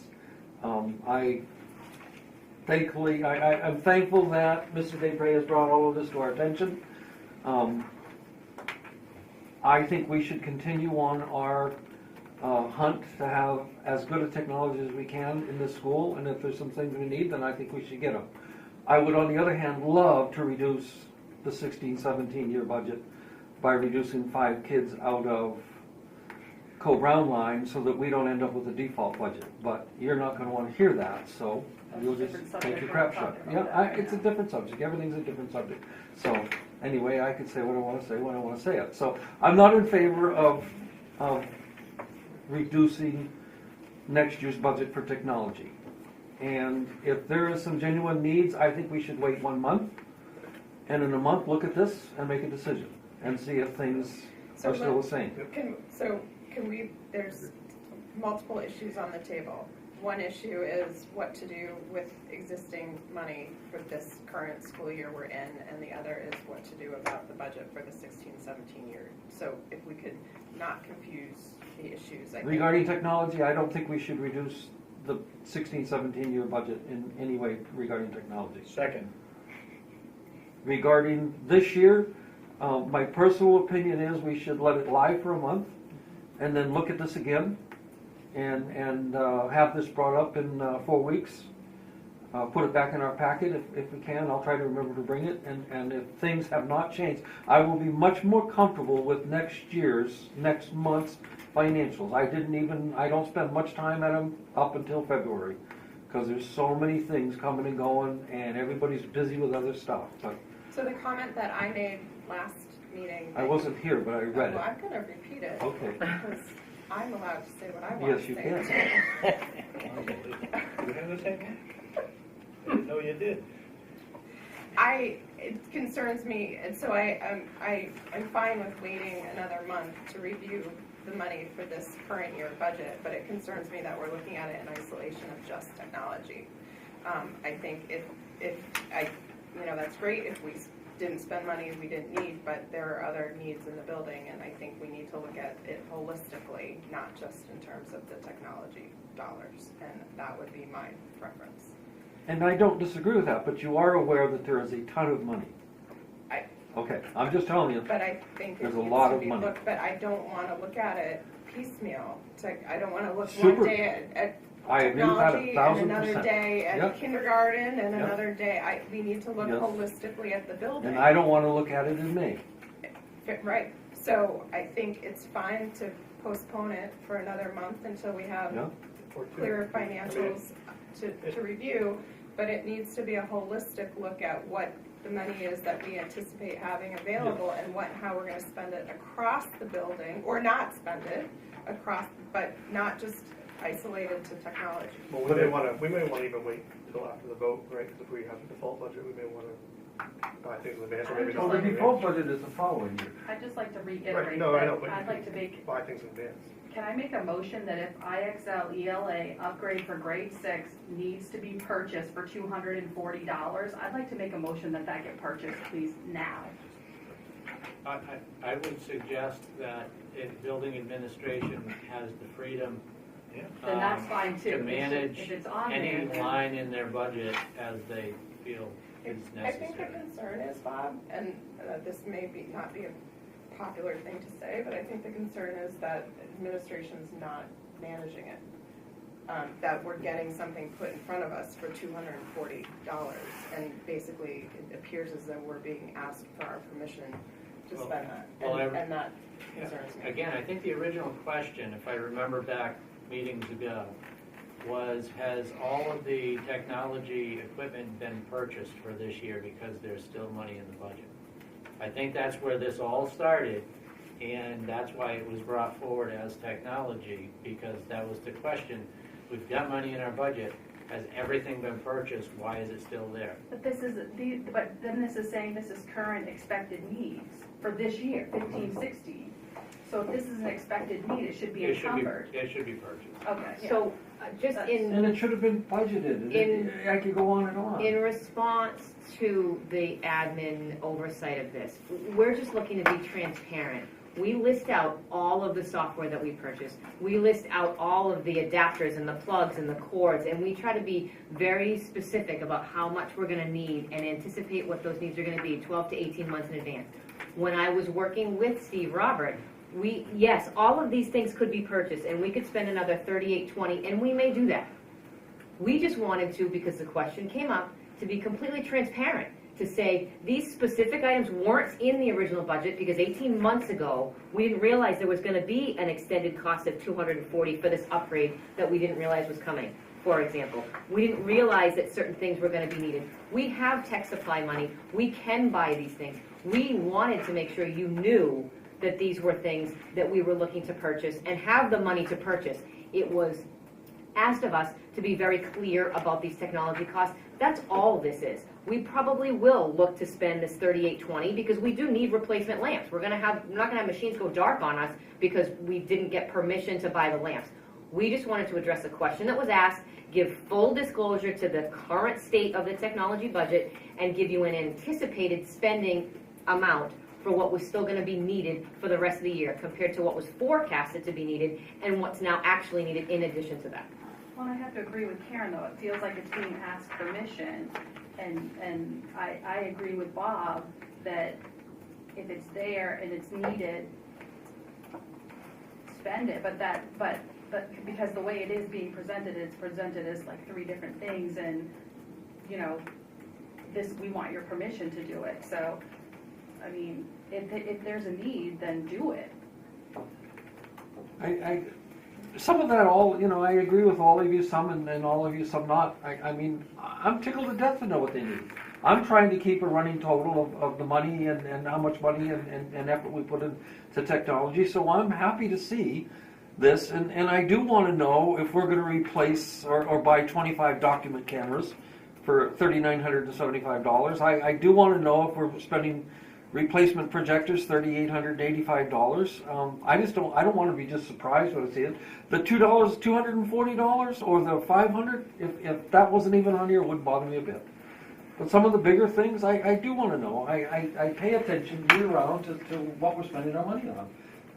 Replacement headphones, again, I don't care about that. So there's a difference between wanting to know and having that transparency Yes. and asking permission. Yeah, sure. And that's my point. Yeah, it's great to know. I think it's important that we know where the money's being spent and we understand that it's being spent appropriately, but it feels like we're being asked permission for 6 of spend these a lines, dollar.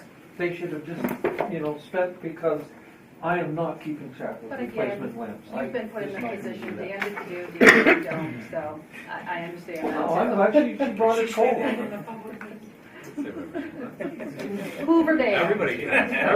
1941, the movie with Clark Gable, I that's the think- first time I was. So, unless I hear an objection, we're going to revisit the remaining dollars for this current year budget after another month or so we have a clear understanding, and we would like to look at that in a more holistic way, not just in terms of technology. Yes, but could we just say any of these things under $1,000 if she wants to, order them? Yeah, I mean, We don't need a motion for No, you that. don't. No. Just if We any need a of motion you for any want budget. under $1,000, if you want to order, please don't have our projectors go in the dark. Thank you. Okay. So the other issue was with regard to the 2016-2017 budget and whether or not this board wishes to proactively make an adjustment at the deliberative session to the dollar amount we've already put forward. No. Moving on. Hearing no motion, we are moving on. Principal's report. Awesome. All right, got a few great things to share with you guys. Some of them are in your packets. I'll just highlight a couple, and then I have a couple more to add, and then we can move right on. So in your packets, the Adequate Public Education Input-Based Accountability System, this IBAS survey, we had a team visit back on the 13th. They looked at every aspect, every doorknob, everything, and gave us some great feedback. So we were pleased to welcome members of that group. There were about 6 of them that came. A couple looked at facilities. We had a whole big schedule of groupings. I thank Mr. McGuigan for being there to represent the school board. He was available at the time that the meeting was set up. So he gave us some great feedback. So thank you for coming to that. And a lot of teachers participated. So many of the staff members were so helpful in that process. And we got a lot of information out. They are the team is looking at a whole giant documents binder and a lot of electronic files that we sent to them. So they will make their assessment and they will put it in the form of a report, and we will get that. They did tell us, in all honesty, not to expect it anytime soon. They said they're still working on some from the fall. So when that's available, I'm going to share it with you, obviously. And when the document binder comes back, that would be available for you all to look at as well, so that you can see what we shared with them. But we did get the note that's in your packet on behalf of the IBAS site visitation team. I would like to offer our thanks for the welcome that you extended to our team today. Your preparations were exemplary, and the visit was very informative and rewarding. The pride of the Lakers was evident, and there's much to be excited about in your school. Thank you again for the professionalism, attention to detail, and excellent hospitality extended to our team today. We will write up the report and submit it to the commissioner in the next few weeks. Respectfully, Jerry. So really proud of the school, really proud of the team. There were so many people that came forward and gave up a prep period or contributed to the written report or were available to answer questions. And it really was a whole team effort. I go back to this quite often, but it supports it takes a village mentality, and that's exactly what was demonstrated in full force on that day. So I'm really, really proud of what the school was able to present to that team.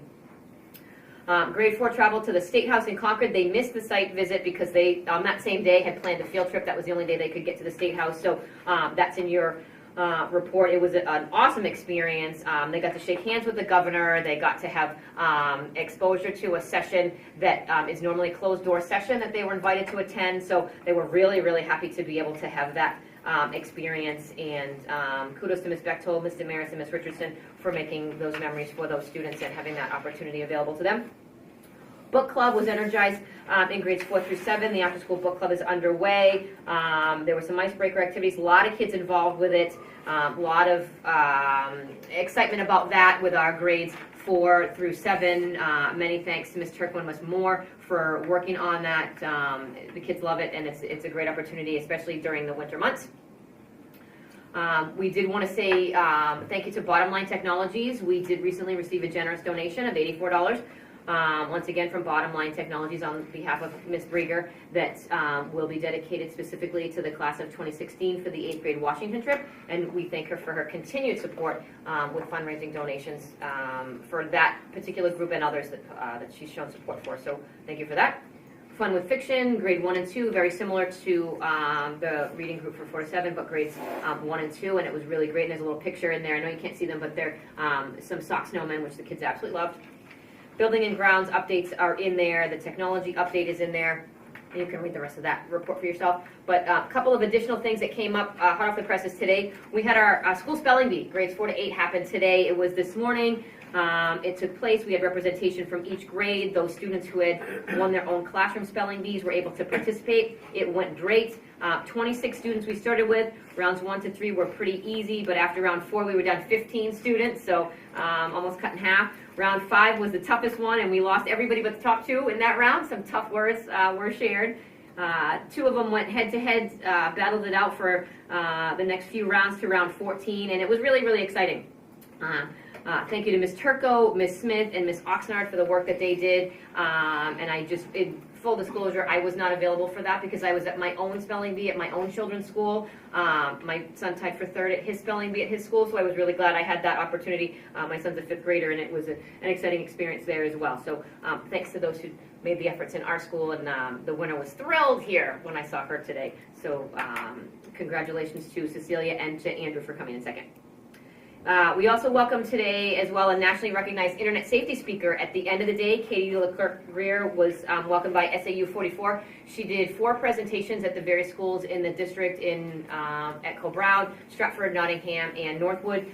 It was a compelling program on digital responsibility. People had come up to me at the end saying, oh my gosh, she was awesome. There was so much information for those students. Love to bring her back or love to do a similar presentation. We're definitely going to look to do that. There's a parent presentation going on this evening at the same time that this is happening, but we are going to look at future opportunities with her as a speaker or other speakers that we're aware of in that same area of digital responsibility so that we can continue to offer that to parents and to students, because it really is so huge for the students right now. That whole access to social media that they have is much of their life. So we will continue to do that, but it was a great experience for 6 to 8 today. And we also have one last thing that I gave you a handout on that I wanted to mention that came up since the report was submitted last week for the actual packet. Ms. Clemens, she's here today, 7th grade teacher. She is happy to share with you a new and creative project that's inspired by the Go Math program. Again, a new program for 7 and 8, where students are learning about calculating sales prices, markup value, and simple interest. It's a financial responsibility project, and the information is in your packet, but the handout's just to be informative to you. The project does have a donations component, so I wanted to make you aware. Whether or not you have to vote on it, I don't think you do, but if you do, this would be an opportunity to do that if you were so inclined. As part of their long-term project where they're learning how to manage checkbooks and manage money, calculate simple interest, and do all of those things, they are going to be having an account that they have money in, and they're going to have an incentive to be able to spend that money in an auction when the project is over. So Ms. Clemens would like to be able to send out requests to parents to just offer donations of small items that can be part of the bidding auction, so that students who have saved a lot of money would be able to bid on certain things within the classroom as prizes for saving all of that money.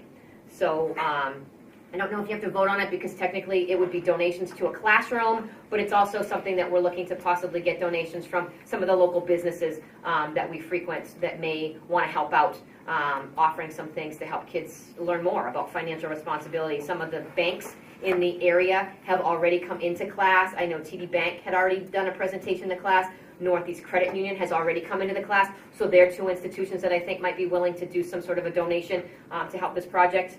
Correct me if I'm wrong, but I know we've worked with them already. Northeast is actually coming in on Monday too, because we're gonna head off the project. They're super excited about it, that we've already talked about it. So it's a great real life experience. It's a great out of a textbook project that's not just looking at a textbook and doing exercises. Real life implications are huge, and the 7th grade class is really interested in what they can do to their money and how to save it and how to manage it, and learning as much as they can. So again, I don't know if you have to vote on it, but it's informational for you. She'd like to move forward with it. Unless you see a reason to vote on it, then we'd like to do that project with our 7th grade. Is there any reason why, is there any policy violates or anything like that? I mean, I think you really need to. No? Good luck. Go for it. Thank you. We'll give you an update. We'll certainly I'm give you an super update to the excited. project. And that's all I have. Any questions on any of it? Ask me. If not, we'll move on.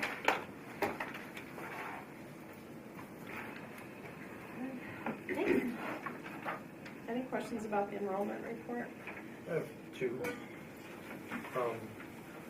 One, do we have any estimate as to when the kindergarten is coming up from this school next year yet? We have those numbers, and they were presented in a prior report, projections for 16-17. I don't have the sheet with me, but we do have that. It's been presented based on the anticipation of kids within the program moving up and kids not in the program that may be coming. Yeah, okay. I think it was a 36 total. Right, that's, I remember something like that, so if there's anything new. The other thing I just wanted to ask was, and this is more for the board, I don't know. I would find this more useful if we could see deltas each time. So just looking at the numbers, like I'd have to go back and see, last month's report to see the differences. No, they're in there. There? On the bottom. Next On the next page page. over. Page. Okay. All the way down here. Never mind, I retract that. Sorry. Question. Regarding kindergarten for next year, have we set a date where we should be starting to put little blurbs in the Suncook Valley Sun kindergarten registration for Northwood will be? We to usually look at that attract after February vacation, after the after we February come back, because the vacation, registration so, date, last year yeah. was around May 15th, so we usually start right after February vacation to get that So scheduled. keep putting it out to the public to let them know. Okay. I just want to say thank you for getting the middle school moved up there. Thank you. 8 to 8.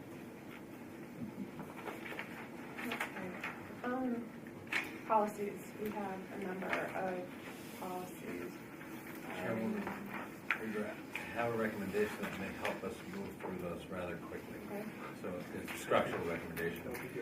If somebody moves the individual policy, I will read the change, and then you can ask any questions and then vote when the discussion phase. I'm fine with that. If that works. That works. Move policy AC. Somebody like to second that? Second. Discussion.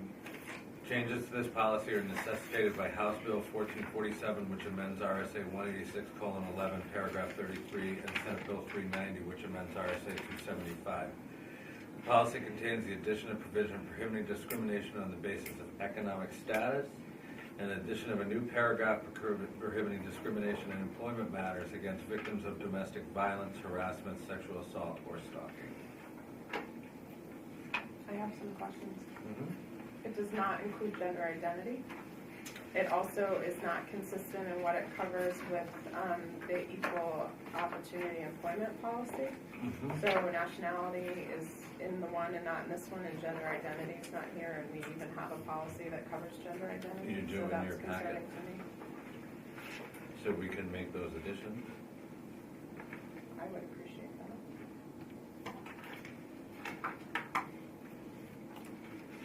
Gender identity and Nationality. national origin. No, national origin is here. Yeah. So if there's, the other policy has national ethnic origin and nationality listed separately. This, we just should be consistent across all of them.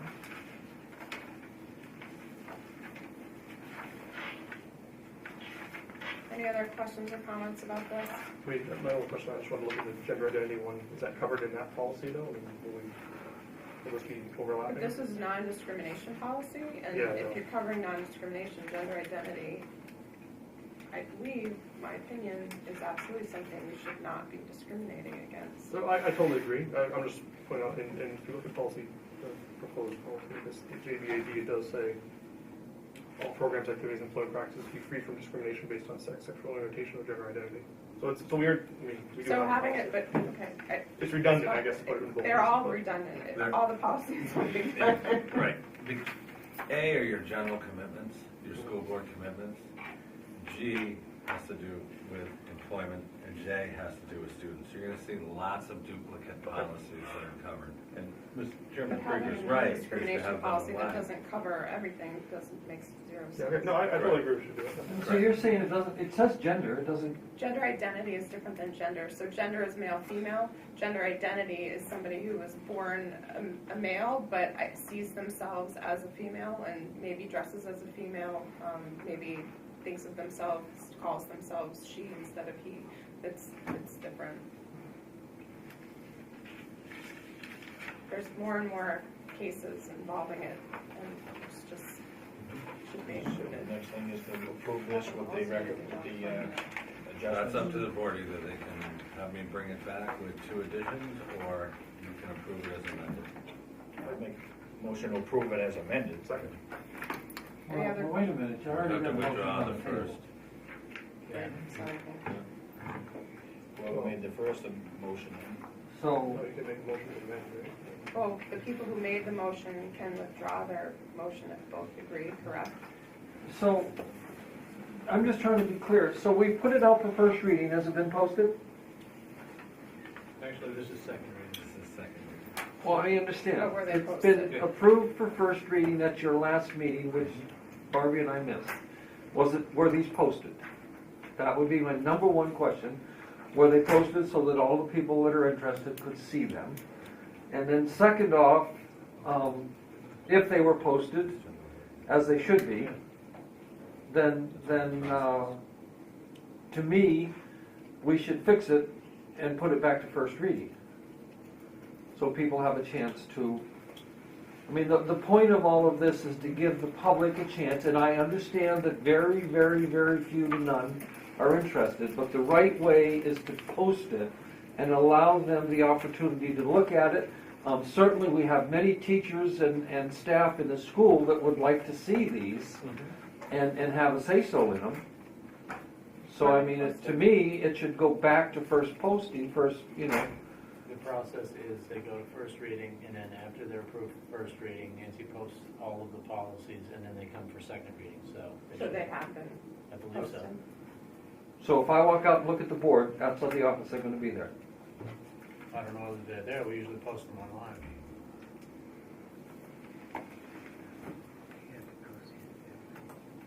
I thought we posted posted hard copies as well. We typically do, and Nancy will send those to the secretary in the office, and she'll post everything that Nancy sends to her. Because I know that Nancy posts them, and then she sends them down to the school for posting as well, so. So, And I appreciate that. I mean, there's just a certain amount of people that don't go online every other day to look at postings. I mean, I got a selectman that doesn't even have email, so, and that's fine, you know, so. Send it back for first reading. All right, good.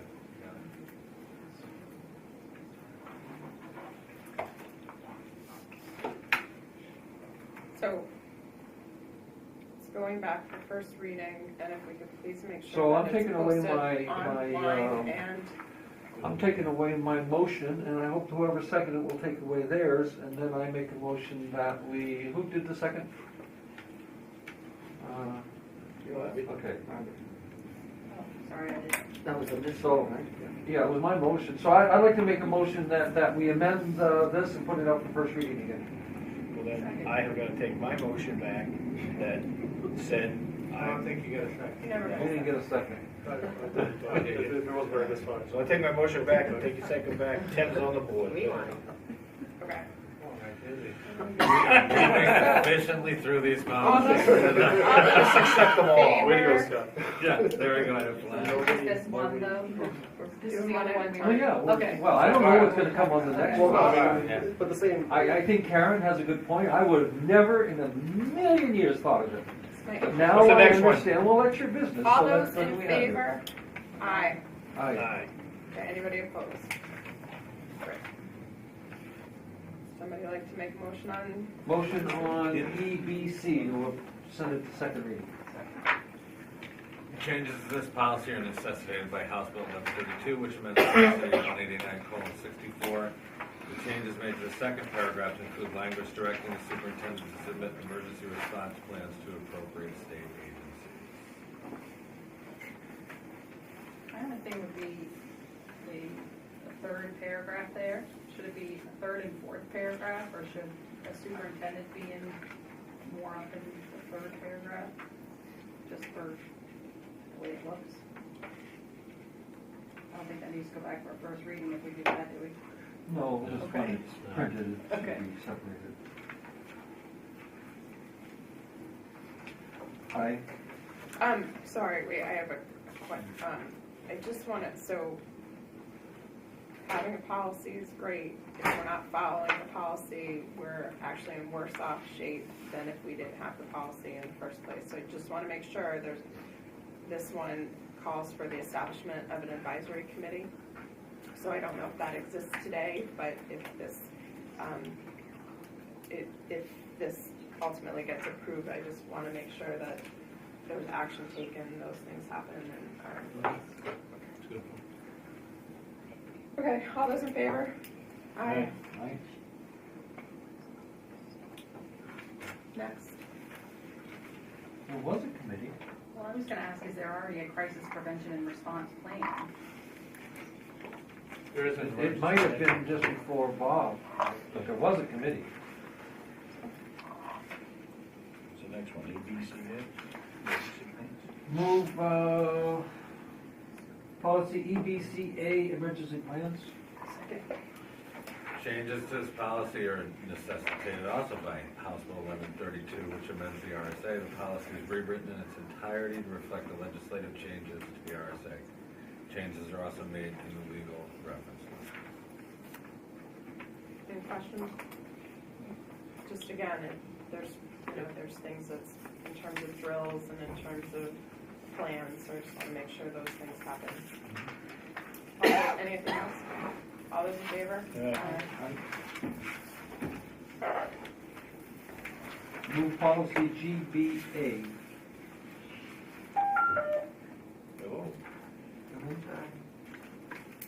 Correction on the word empollment. Yeah, Yeah, that was called out last time. right. That was pointed out too.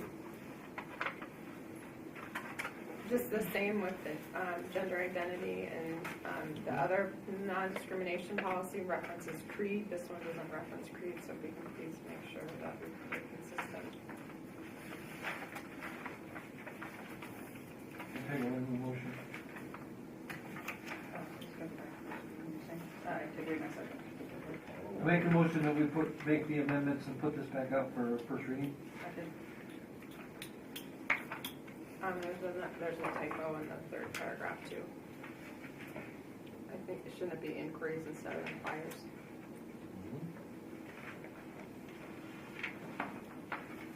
Anything else on the EOE policy? All those, wait. So the motion now is to All those in amend favor to go back and to first first reading? reading. Yes. Yeah, yep, great. Okay. Move policy. What happened? GBAA. Well, Gone completely. Looks like. Turn the page. No, keep going. No. so A, EBC, we did all those. So the next one on Scott's list is GBEBD. The next one in our package. GBAA. Well, Scott likes to screw us up like that. I'm sure what you're looking at. So GBA, I'll make a motion to move GBAA. Association. What did you move? Well, the next GBAA. one in our packet is GBAA, and Yeah. the next one on your list is GBEBD. So I've moved GBAA. Okay, I think EBD got sent back to first reading last week. that's why. GBEBD got sent back to first reading last week. So Okay, but the motion's for GBAA, so can we just focus on GBAA, the sexual harassment policy? So changes to section 1, the purpose on page 1, changes include adding definitions of employees and third parties. The addition of the third party is intended to clarify a school district's obligation to investigate allegations of sexual harassment made by a third party while working for the district or on district grounds, meaning like a vendor or a contractor or someone other than an employee that's performing a service for the district. So that was the only change with the whole thing's crossed out? I think? We decided to go with a model, there were some other changes. But we went with, these are all the New Hampshire School Board model policies that just came out. I just had a question on page 3, and I'm sure it's used the right way, but on page 3, number 3, it says on, Can you give me the packet number? 48. Thank okay. you. So just the word reduce, the principal shall reduce it to written form within 24 hours. That word just sounds so derogatory. Like, so is that the proper word? That is the problem. Okay. Just reading through it, it just felt derogatory. So I know what you're gonna tell me, Scott, but my concern is, at the very top of that same page, it talks about, that if the alleged perpetrator is the principal, so you're supposed to report it to the building principal, but if it is the principal, then you may You're supposed to report it report it to to the any. superintendent if it's a But it super. doesn't say that here, it says may report the allegation to any other district employee, so to me, that would be somebody could go tell the janitor, and then I don't, is that what we want? No offense to the janitorial staff, but I think there wouldn't you want some level of who people are reporting this to? I mean, you could write any other administrator. I would feel more comfortable with that. I don't know what everybody. Well, that's what I was Essentially, thinking what in this a lot is of saying this. is that if you don't feel comfortable reporting it to the principal, then you can go report it to anybody else in the building.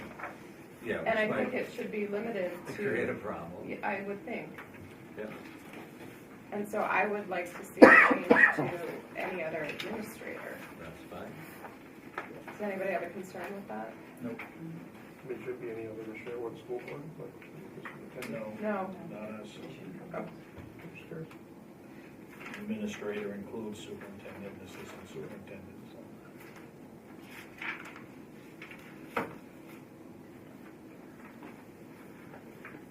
And then, Scott, at the bottom, at that same page.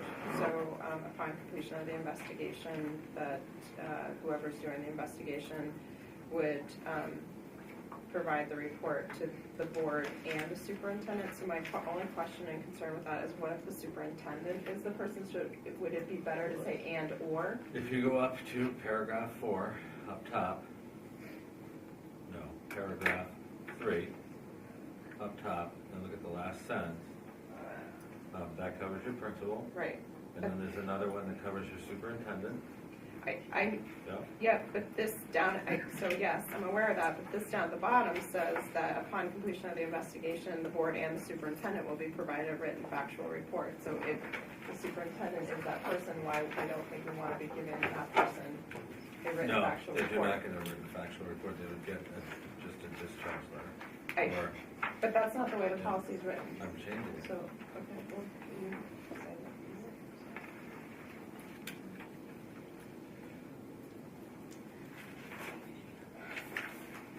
Anything else on this policy? Are we sending this one back to first reading?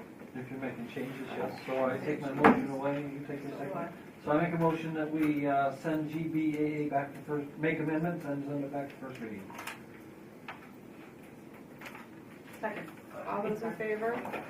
Aye. Let's see, the next one, GBAA in a packet.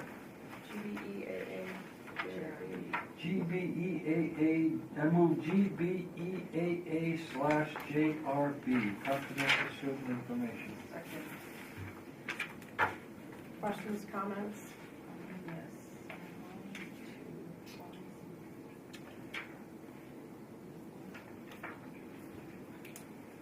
New sample policy developed in response to the New Hampshire School Boards Association member inquiry and request. The policy clarifies the obligation of district employees to maintain student confidentiality.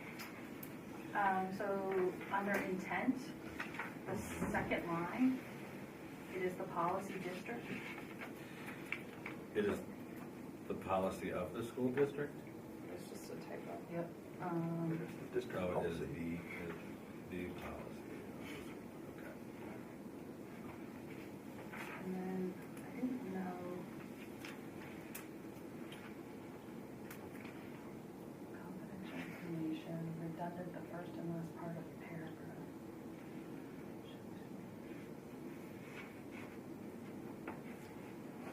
Did you have another change? Yeah, I was just looking at what I had written here, under confidential information, as part of the job. I had written, it's redundant, the first and last part of the paragraph, it like said the same thing, but I didn't write first or second paragraph.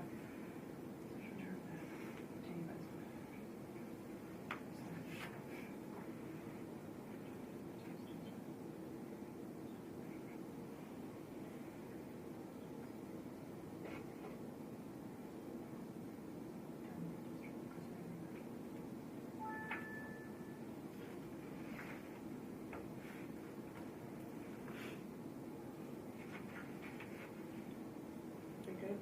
Yeah, I guess. All those in favor? Aye. Aye.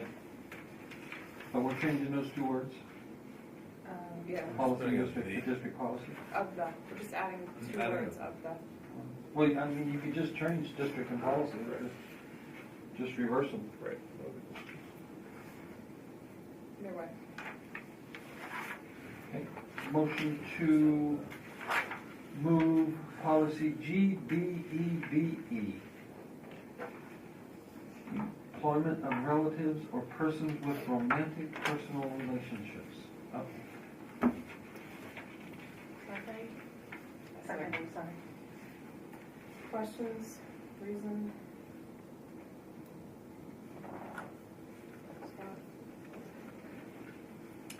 It was a sample policy developed by the School Boards Association in response to numerous member inquiries. It's an optional policy, it's not required. Questions or comments? All those in favor? Aye. Aye. Move policy GCI, professional staff development opportunities. Second. This policy has been revised in its entirety. The change reflects recommendations and guidelines for ownership of electronic devices and materials given to staff through professional development programs paid for by the district. These changes were developed in response to member inquiries and requests, and establish the guidelines for professional development opportunities that, per se, as part of the fee, the staff member receives an iPad or other electronic device. And then it gives a schedule for possible purchase as time goes on.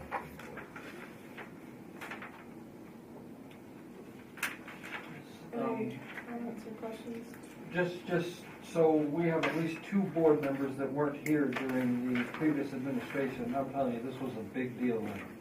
So it's a good policy. I've looked at it, and it's very clear that what went on then shouldn't go on. Under the third line, I didn't know, shall be the responsibility of the superintendent or his or her designee to implement appropriate staff development training and activities.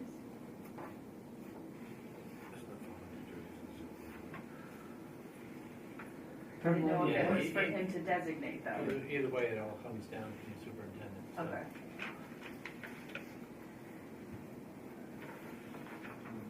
So, under lodging and travel expenses, I would like to see it added that first, the district will only pay for lodging travel expenses that require traveling as approved. I would like it to say as approved in advance by the administration. Also, an objection to that. So how about if I just add that, remove the period and add that right? Approved by the administration in advance. Does that work? You have a place where you put it in. And then the per diem rate, is that, I don't know that it's clear that the per diem rate is only paid if you had to travel overnight, because I would hope that we're not paying a per diem meal rate for somebody who didn't have to travel overnight. Because otherwise that seems like an awful lot of money. And I don't know how we've been managing this to date, but.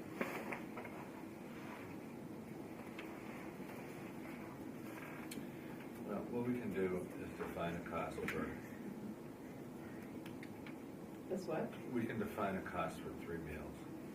Well, I Like- actually think it needs to go a step further. I think it needs to define when you get a per diem rate versus when you don't get a per diem. If somebody goes to a half-day seminar in Concord, are they getting a per diem meal allowance? They haven't in the past, at least not that I've seen. So I agree So I with you, just yeah. think it needs, every travel expense policy I've ever seen Yeah. states when you get a per diem versus when you get reimbursed for actual expenses, and that's what No, I think agree. needs to be. I I spent years don't, on the the road, and I only amount got is it if it was an overnight. $50 for breakfast, lunch, and dinner is fine, I'm okay with the amount, I just would like it to be specified when you get a per diem versus when you get reimbursed for actual expenses.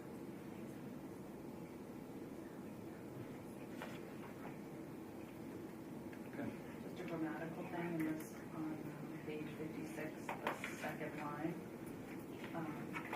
It is expected that, and then that it should be removed. Where are you? Page 56, the top, the second paragraph or sentence, I guess the second paragraph. Take the it out. Yeah. Got it? Oops, no, I didn't know. Last paragraph on that page.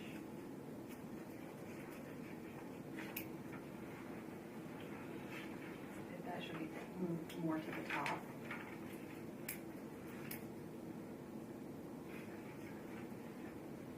What is your question? If the last paragraph on that page, On which page?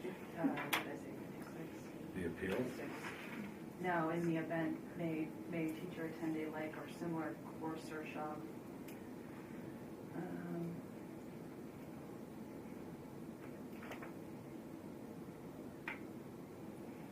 No, that's not the one, sorry, last paragraph. So back under the lodging and travel expenses, so there's the per diem rate, and then underneath it, it talks about receipts. So that's not, so if it's a per diem, are we requiring that people provide receipts? Yes. So why would we ask for receipts if they're getting a per diem? No, they can be reimbursed up to $50 for meals. Well, and we're gonna change that. So, wait, But so that there's a require- difference though, so that it doesn't say that here. So a per diem is, so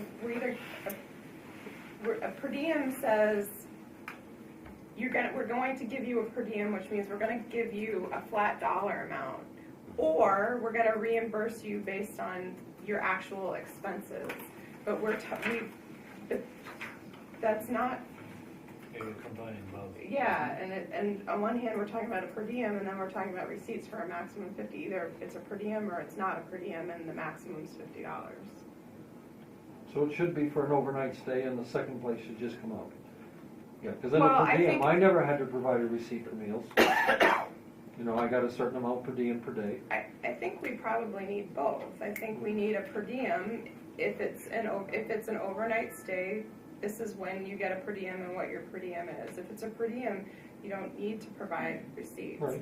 If it's something other than an overnight stay, then it should be reimbursed based on receipts, and it should be a maximum for the day. But if somebody is going, again, to a half-day seminar in Concord, $50 is a hell of a lot of money for breakfast and lunch. So Karen, Well, why that's do we a- need that's per diem a- at all? Like, that's We what's don't. the point of having a per The diem? door We is don't need a boxed per there. diem, but Yeah. we were We don't. presented with a policy that. Right, well, does you said not we- have we- a per diem. right. So It I- Well, no, would just be You wanna reimbursement do- not to exceed. Right. Yeah, Not you a can per do a diem. maximum That's rate fine. not to exceed, but we need the receipts because the auditors Yeah. require us to have. the That's receipts. fine. Yeah, take Then the per this diem all out and needs to just be Take reimburse that it out, not to and we'll exceed. write the daily rate.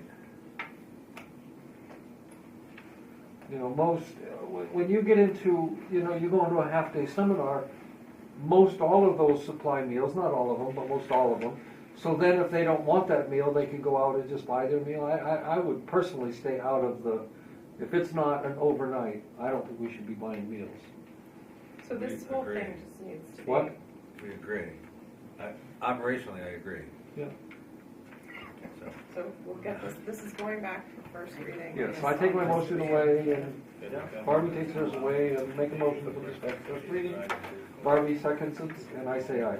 But I'm not done. I have more stuff. I have more.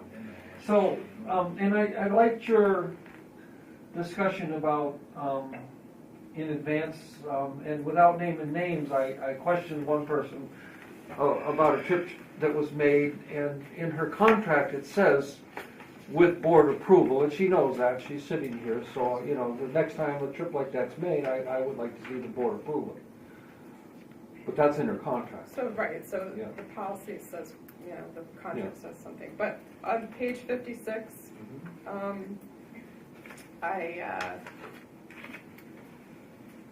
the third paragraph down, it talks about, in the event that an employee leaves the district and is in possession of technology equipment that is the property the district purchased with grant funds.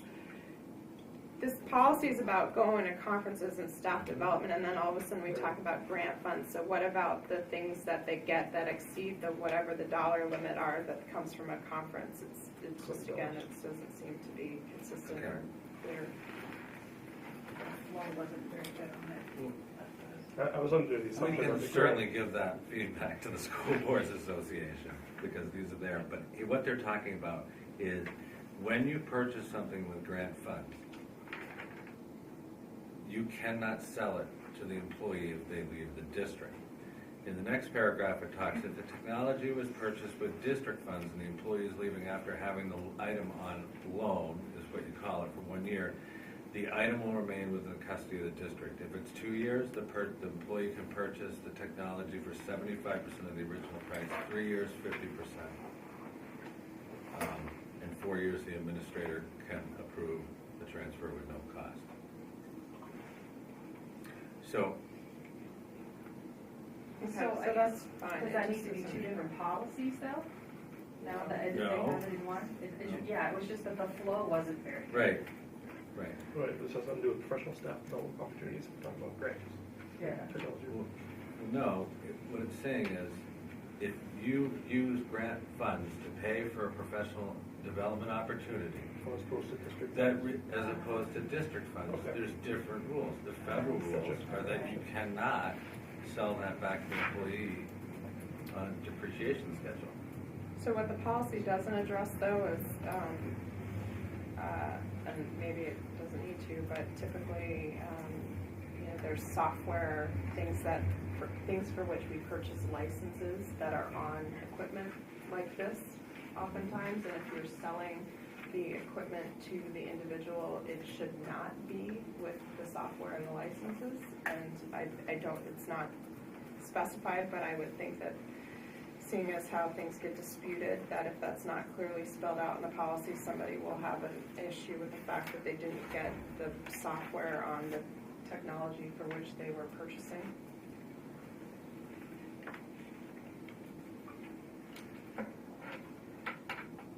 But anything for which we pay a license fee or is. In all four software's cases, proprietary. it said with administrative approval.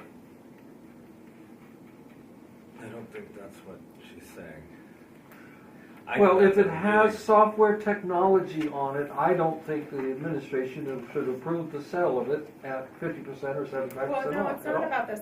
So the technology director has the ability and should be wiping the equipment clean before it is.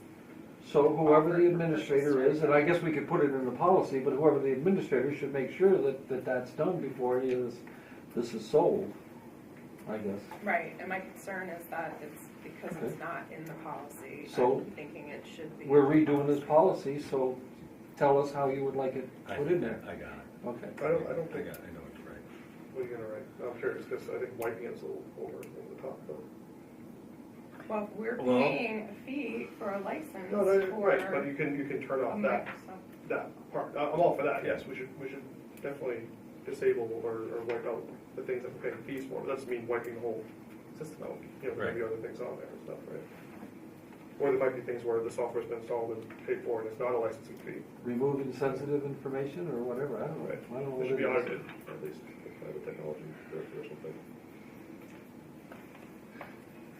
Thought we had a policy that nothing that this district owns can be given or sold without the school board's approval. We do it almost every year for old equipment, and it has to come to us first. If we want to sell a baseball bat to somebody, it has to come to this board. So we're talking about all the redundancy and all these things. Right here, we already have a policy. It doesn't say anything about 50%, 75%, whatever. We decide at that time. That's Yeah, what the but original when that policy policy is. was made, we didn't have technology, Dave, you know? No, I'm not, but the technology, it still is, if we want to sell it, it has to come to the board. Well, in this case, it would go to the administration, pending administrative approval. And Right, if the I see what's administration- here, but yeah. I'm saying we have a policy that nothing is sold unless it's approved by the board. So. You know, there's you wanna an awful restrict lot this of times when policy I or want to have a change say, the but these policy? little things, I really don't. You know, I'm more than happy for Mrs. Daypray to make the decision as to whether a piece of equipment should be sold or not. And I agree with Karen that we should take all of the information off of it that is inappropriate to sell it with. Yeah. But, you know, it's, I mean, in that particular case, and in something like this, I mean, we're talking, I believe, peanuts here, a couple, $300 probably. If any, I mean, we're not gonna be selling smart boards or things like that, right? This is just a computer, I guess, I don't But know. it's not every computer, it's technology gained through a professional development opportunity. It tries to this is trying to clarify some issues you've had in the past, I know. and some other issues other districts have had in the past, and a misunderstanding between the districts and the employees on who owns what or how to acquire it after the development. Yeah, and I That the appreciate district that they're is clarifying that. So, Because we certainly I did did have add an all issue. software installed under a site license we removed prior to the sale of the device to the employee. There's a typo too, right above appeals, it says gotten. I think we Oh, wait. could use some better Actually, a word. grammar. I looked it up, gotten is a valid word, customers have gotten.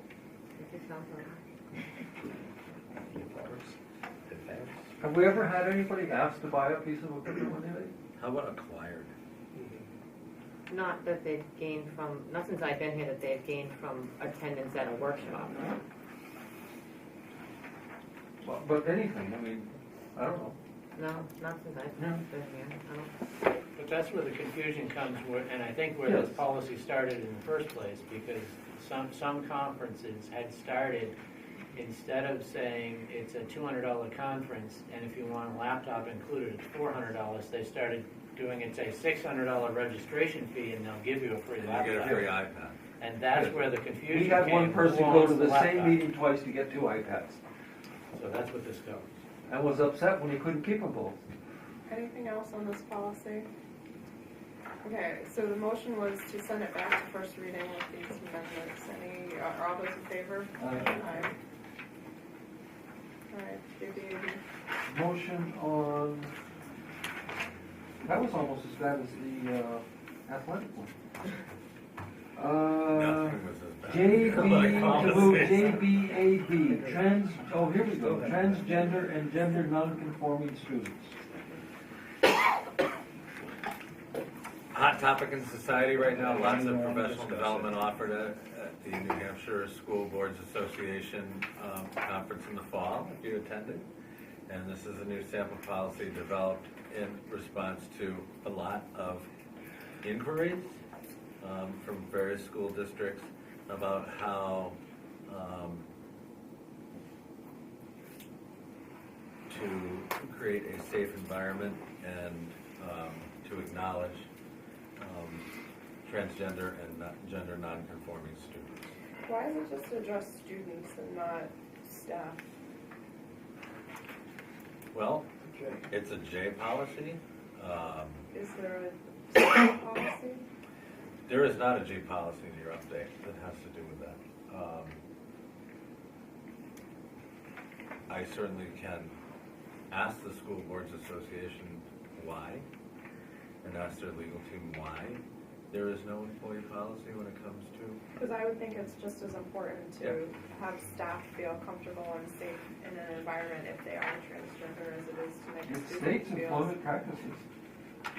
Which is why it's confusing to me that it's. That there's no, yeah. I mean, All it's programs, specifically- activities, and employment practices. But the title of the policy specifically references. Student policy. But, and so that's employment practices, but the policy itself goes on to talk about restroom facilities and, how people are referred to, and that would impact a staff member who is transgender just as much as it would a student who is transgender. I don't really know, can we say conforming staff and students? And make it one policy, or do we need a separate policy? Well, you'd have to make a GBAB to go with your JBAB. Yeah. And I think we'd want to go out and actually first call the School Boards Association and ask why there isn't a GBAB. And then once we get that answer, we would want to refer out to district council to get their opinion on if there's any implications if we have a GBAB, and then form a policy based on that information. I mean, You're on that's, that, right? yeah. You got all that down. All I right. mean, it'll sound about like alphabet soup Can we tomorrow, just but make one minor change? It's not something that would send it back to first reading, but instead of saying discrimination based on sex, can we please change that to say gender? and we'll give the school board. I just had a question. They should be at least consistent with their own policies. I mean, I know you didn't write these, Right. So should we remove employment practices from this as well at the same time then? If we're looking I at, would just leave it for now until until we find. I get some answers. But they can always adjust these policies at Right. any time. I just want to, so the student can authorize this disclosure?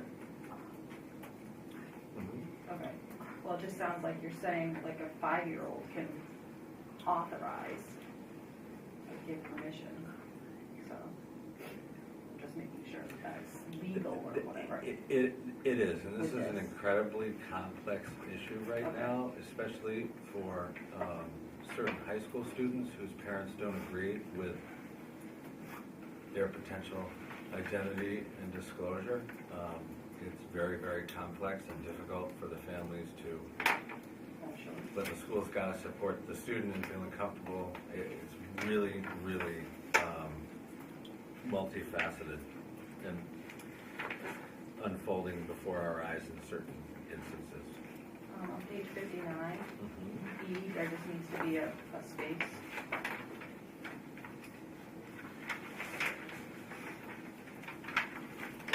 Anything else? Under J, discrimination, harassment, I think it's on page 60, sorry. It is the responsibility of each school in the district. Should that say it is the responsibility of Northwood School? Or just the district? It can just say Northwood School or the district. Where are you? Under J on page 60. We're the district, Just the district. and signed by the Northwood School Board. And can you Each back up school- to, Oh, sorry. could you please back up to the previous page and tell me where that space was? Under, for E, there just needed to be a space, like Yeah, between the I got it. paragraph and E. I think that was on there. All those in favor? Aye. Aye. The rest of you have to vote. Aye.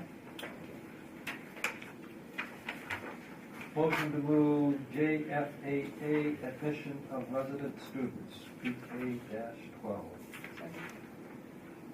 Any questions? Nope. All those in favor? Aye. Aye.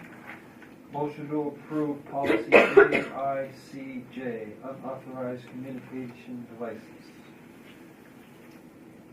Question I had on there is it says Somebody driver. seconded first. Oh, second, sorry. Driver education mentioned.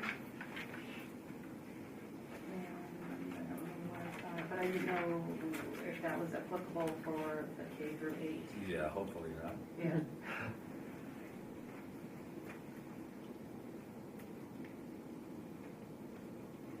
I know this is a student policy, but do we have a similar policy for staff?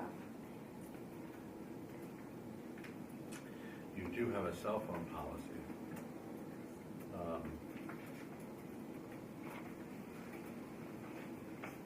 That I think you did 2 years ago, or 3, We do have a cell phone policy here. right? Yes, we did that. Yeah. Yeah. It's very different from the student policy, because there's certain instances where you really want the staff to be treated very differently when it comes to using an electronic device. Did you find the driver's ed? I just found it. No. It's in the first paragraph, the last, second to last Yeah. sentence. Yeah.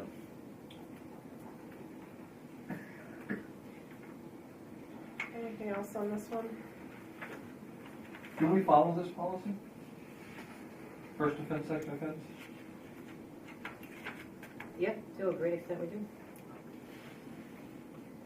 All those in favor? Aye. Aye.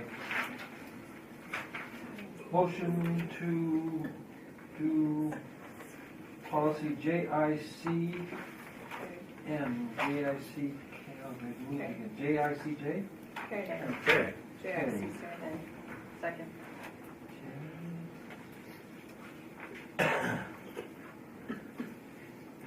The only changes to this are your section 15 appeals.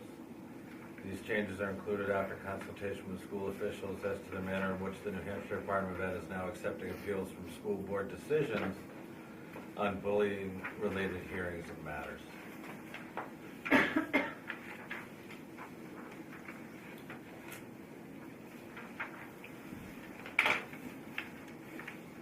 Any questions or comments? Nope.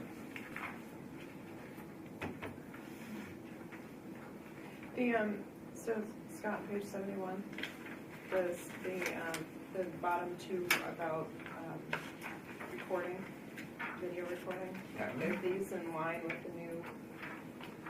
No, that's a different, they are in line with it, but it's a different topic. No, I know, but I just want to make sure that this policy was Yeah. consistent with the requirements under Yeah, that. they are. new law. The part of the video recording in this policy has to do with the wiretapping statute. The student, like in class, has to do with the RSA about Okay. permission. Yeah, I just want to make sure we aren't Yep. contradicting anything. No. Any other questions on this one? Oh, actually, sorry. So the form that's here with this policy, page 73. Who's this form intended for? That form is intended for students.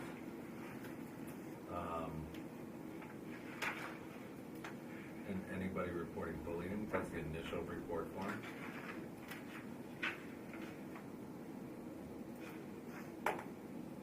They don't necessarily need to use the form, just like the sexual harassment policy.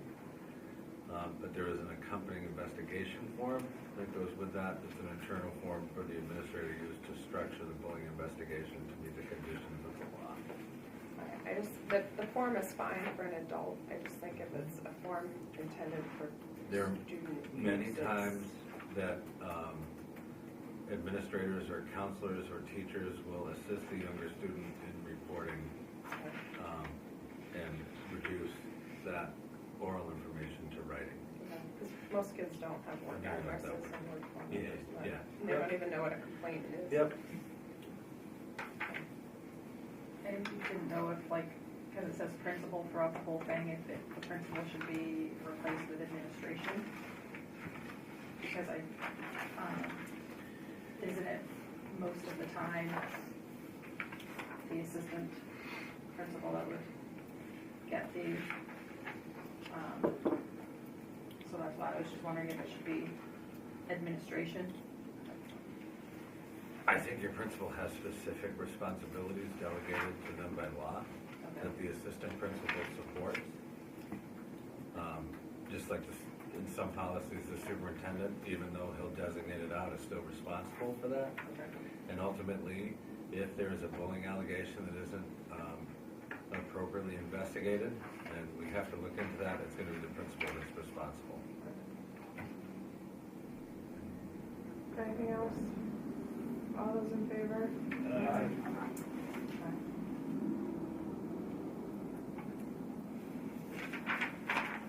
JLCJ. Motion to approve JLCJ. Any questions or comments?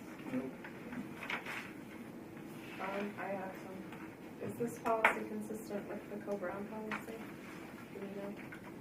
I would have to compare the co-brown policy to that. Is there any reason why we would want to make sure whatever policy we have on this is consistent with the Co-Brown policy? I think you would be more concerned that this policy was in line with RSA 200:49 and RSA 252 rather than the Co-Brown policy. I don't know what the I'm not saying, maybe theirs are too. They're part of the NHSBA, and they probably get the same policy, didn't make any adjustments. Well, they're also they part of want. they're also part of the NHIAA, so they would be getting this model policy.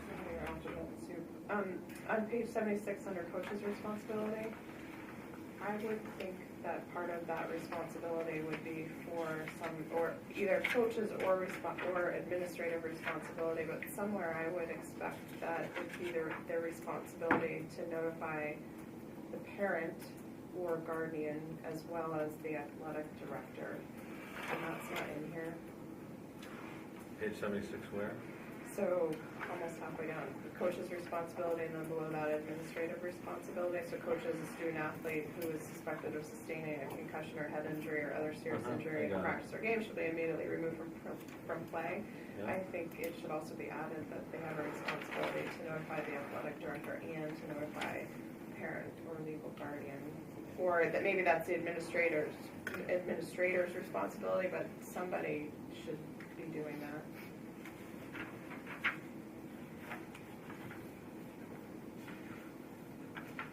No? No, I'm just looking to make sure it's not somewhere else already. I didn't see it. Well, there's a sentence in there that the student athletic shall also present written permission from the parent guardian to return to play. So, I mean, Right, but what I think if they have an issue, then any coach official suspects that it has sustained a concussion can't play in the game shall immediately be removed. Anyone who has been removed shall not return to play on the same day until he or she is evaluated by a healthcare, and that the student athlete shall also present written permission. So that means somehow, although maybe it should be written in there, that a parent have to be involved. Well, I think the athletic director should be aware, so the Yep. athletic director can help support administration and The more people aware, the policing. better. But as a parent, if I'm not there, which often happens, and a child is injured in practice or play, I think there's a responsibility to make sure that parent or guardian is made aware of timely, and not with, hey, you don't have a doctor's note. What do you mean? So we've made enough changes to this one, I'm gonna take away my motion. And I'm We're gonna gonna read take the away the changes, second, okay? and I make a motion that we put this to, make amendments and put this to first reading again. Do you want me to read the amendment? Yeah. The coach will notify the athletic director if there is a suspected event, the athletic director will ensure that the parent is notified and will notify the school administration. Does that make sense? Yep. I'll make it a little less choppy. Thank you for the board parents and can we make a policy for grades 4 through 12? I mean, really, we're K through You can make 4 a through policy 8. K through 8. Yeah, so it says K grades Yeah. 4 through 12. Where is that? It's on, there's multiple places it says K. Right, because that's generally when. Yeah, That was fourth paragraph. page 75. Okay. Fourth and fifth Or- paragraph. Okay, there's like a couple of different places. And, the on-call physician for the district, do we have one? That is, if you look, we had this discussion last night in Nottingham, there's 2 options there, Okay. right? And I'm not looking at it because I'm still reading the last page, but Sorry, there's go 2 options.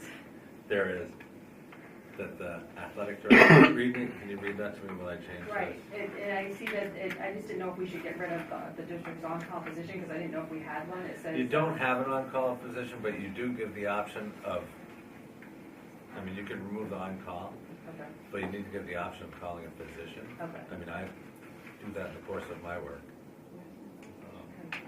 Or I'm just supposed to be like consulting with the NHIAA or the district on-call physician, so I just didn't know if we had an on-call position.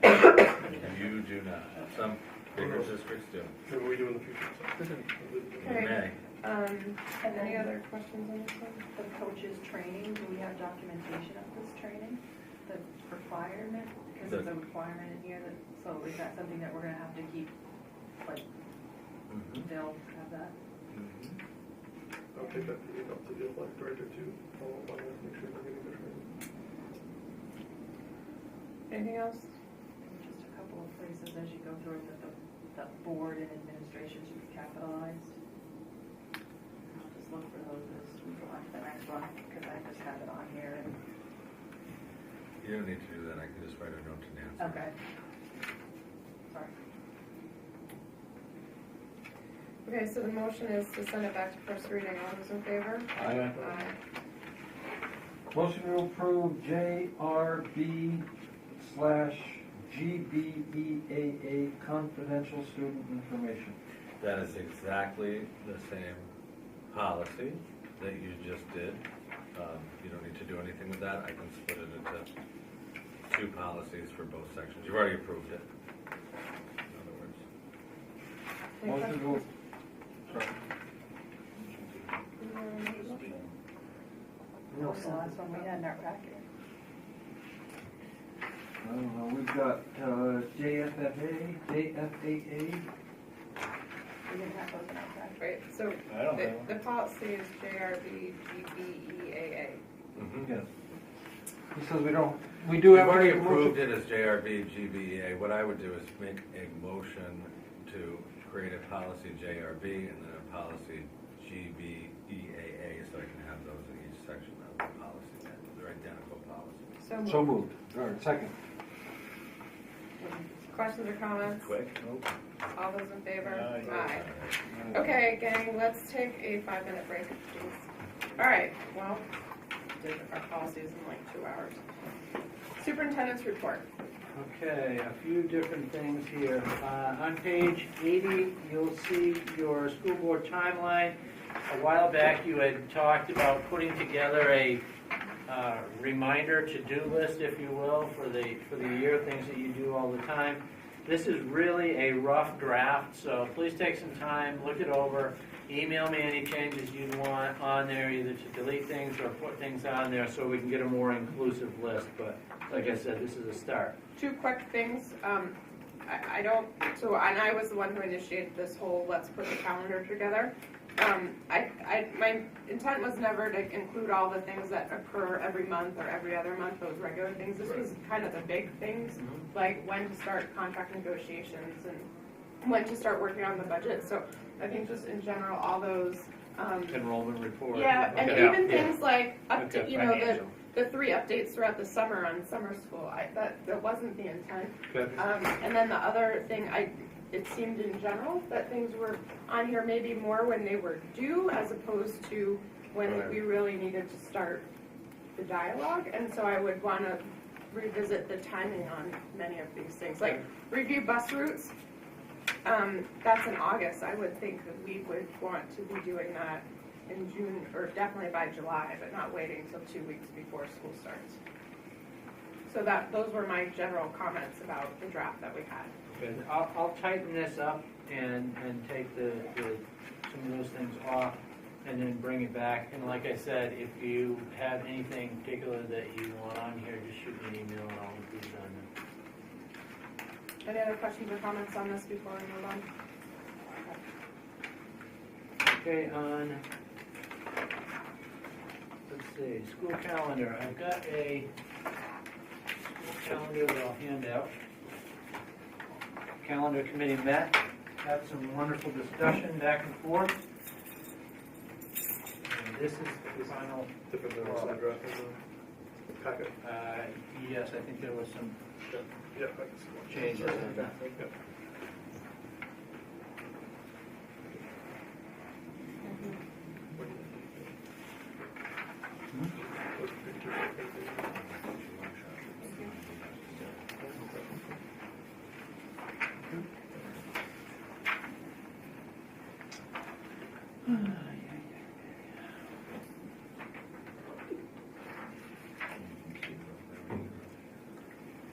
Just to go through some of the highlights, 2 teacher workshop days at the beginning of the year. The first day of school would be August 25th.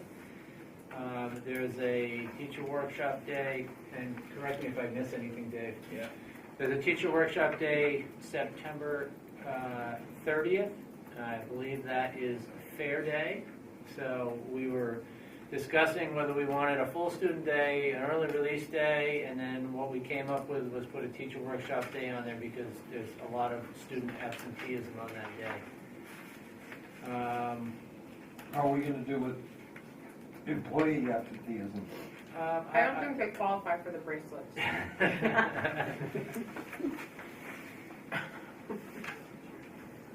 Other than that, early release day before Thanksgiving, another one before Christmas break. January 2nd, we X'd out because January 1st is on a Sunday, so the holiday would be for January 2nd. Anything else, Dave, that jumps out at you? Everything else is pretty And you built straightforward. in, for these snow days, built The in April?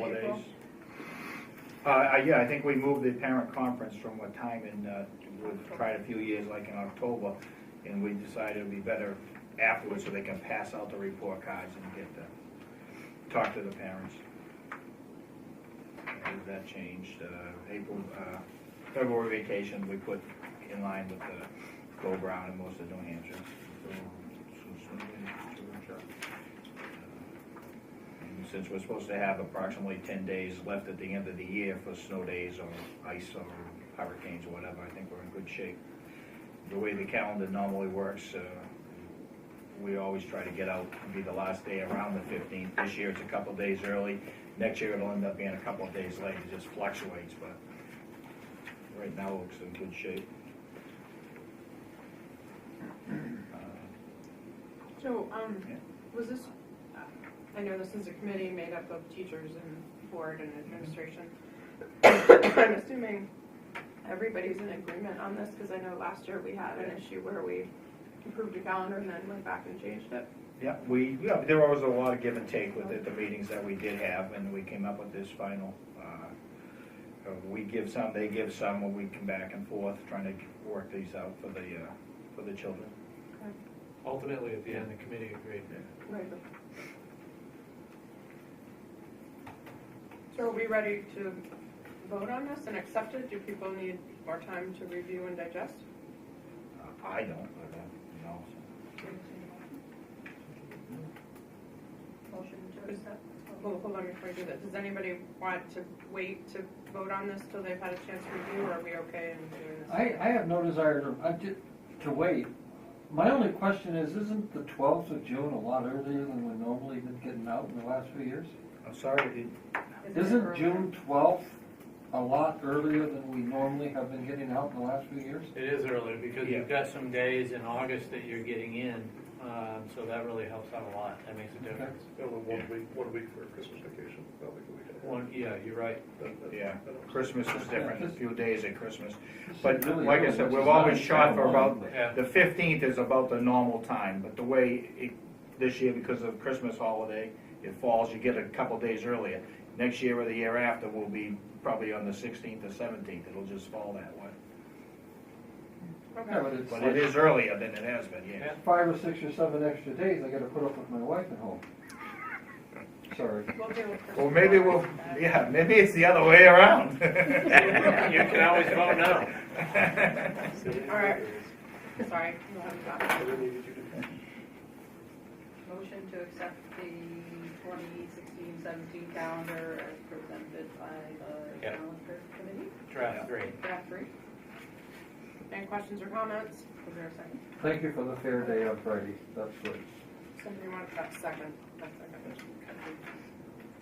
All right, all those in favor? Aye. Okay, a couple of other quick things. On your deliberative session, your snow date is for the 6th, and I believe that conflicts with the town. And it was requested by the town administrator to move that if we can, and if you would like, we can put your snow date on 5th, which is Friday. Like, there's snow day on Thursday, we're doing it on Friday. I believe your deliberative is on It's Thursday, our deliberative session is Thursday, Friday. Thursday night is the delivery, Thursday the 5th. Now, the only conflict that I have is Nottingham's snow date is also on Friday, but their deliberative is on the 3rd, yours is on the 4th. I would assume we wouldn't get snowed out 2 days in a row. Right. I hope. Well, I think So I think the 5th is, Friday night the 5th works, I guess. Yeah. I think we And run we up have and, to do it within so many yeah, that's what I was hours. gonna say, Right, we have to have it exactly. done before, we would run out of time to do it, Right. so. okay, so we will put the deliberative On the 5th. snow date on the 5th. And will you let, Junior had asked about that, so will you just, will somebody confirm back to the budget committee? Yeah, as I will well? let Ginger know, and I'll let Joe Bender know as well. 7 p.m. Yes, 7 p.m.? yeah, I believe it is. It says 7 on here, that's Yeah. normally when we get, by the time people get in and get at the checklist and. 2 other quick things I have. There was a grievance that you had that went to arbitration, and the grievance was denied. So we're all set with that. I've got the complete ruling here. If you'd like to read that or discuss that, that should probably be a non-public topic, but the grievance was denied. So when you say denied, you mean that can you tell me what you mean by that, or is that? Yeah, it was argued on 2 points. One was on process, and one was on merits. And it was denied on process, so the ruling was never on merits. The process of the grievance, of applying the grievance and going through the process was deemed to be inadequate, and it was denied on those grounds By the arbitrator. by the arbitrator.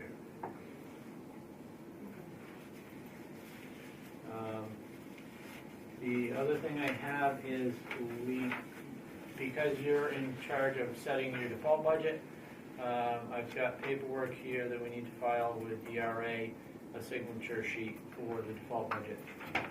You will see if you look at this, on this piece of paper, we've got our default budget listed out, and there's also a column that says prior year adopted budget.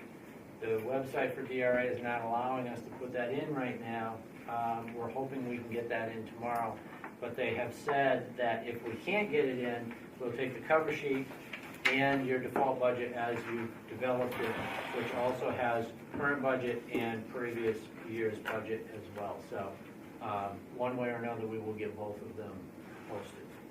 But I'll hand this around and you can take a look at it, but I need everybody to sign this.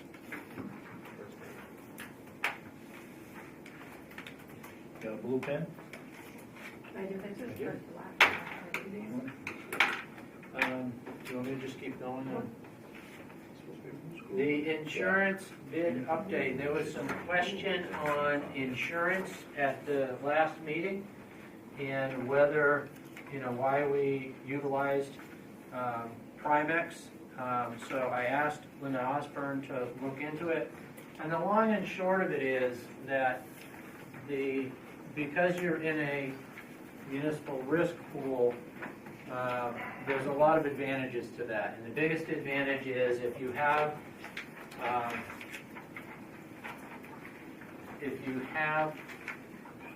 collections or against you, they cannot cancel you. If you go to a private company and you have a number of claims, they do at times either raise the rates substantially or cancel the policy. So what you've got in front of you is some of the background information on the first page. You've got your legal citations on the second and third page. And then on the fourth page, you've got some actual claims, so you'll see that you've got some substantial claims there that if you were in a private pool, there is a chance that you would be canceled and not be able to get insurance. So I just bring that as information. I guess there was a question at the last meeting, so you can take that and look that over.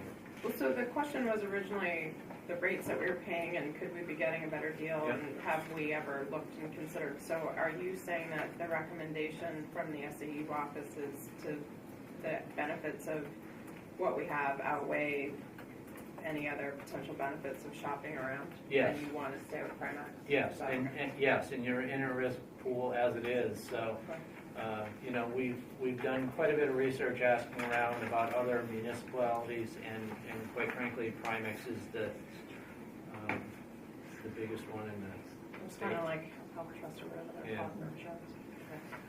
So that's a little information on that. Custodian rates, at the last meeting, there were some questions as to what are the other custodian rates. So you look on page 84, you'll see yours, 85, you'll see Nottingham's, and I believe on 86, you'll see the starting pay for a custodian in Stratford. There has been some difficulty in filling those positions and when we fill positions and keeping people in those positions. So that's a little background on some of the rates.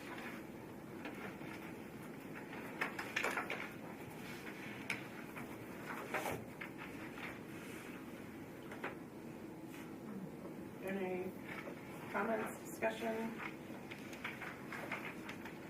I was, were there just two schools? There's a page about Stratford, but They just have they don't have a Stratford. pay scale like that. But they start at 11. Yeah.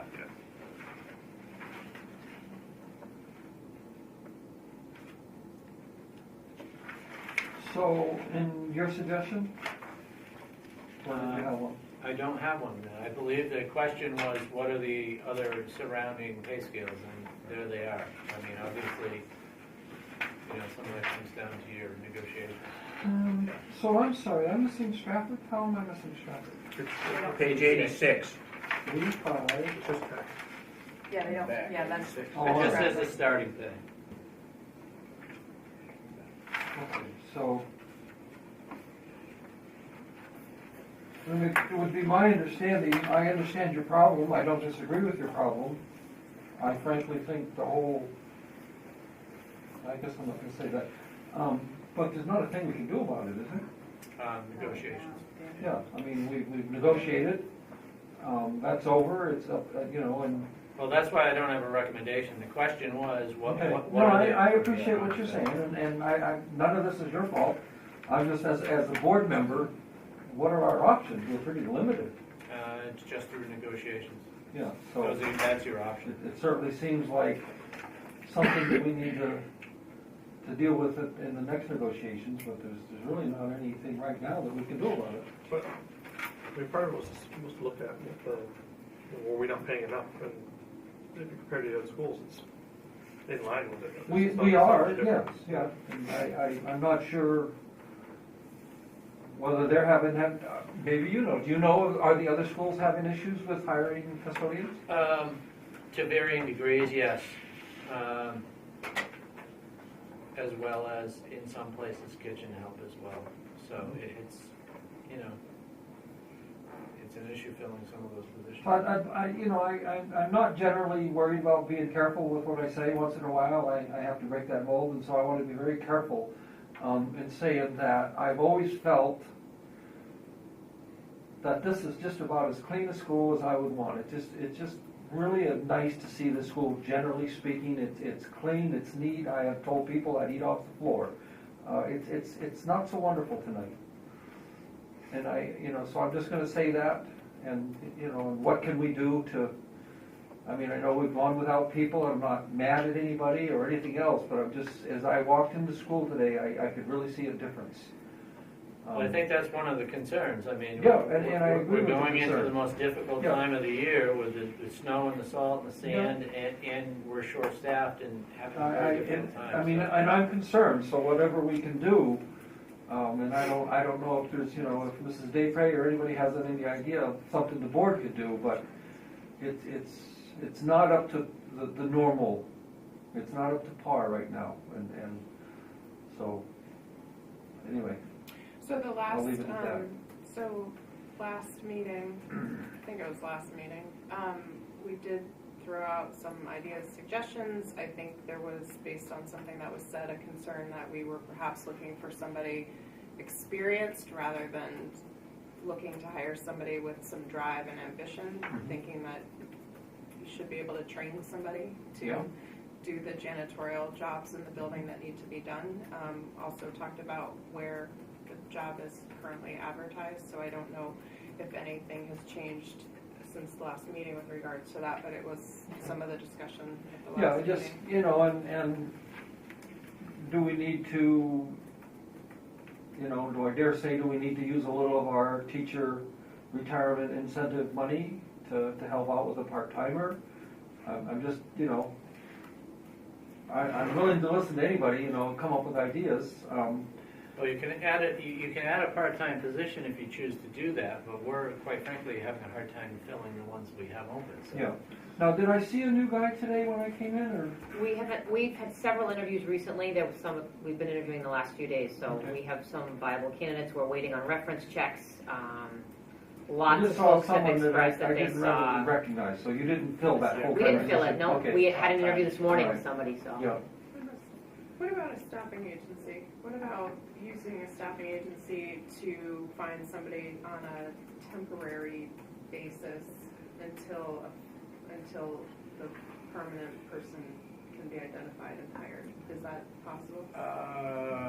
We would have to follow through our pay scale.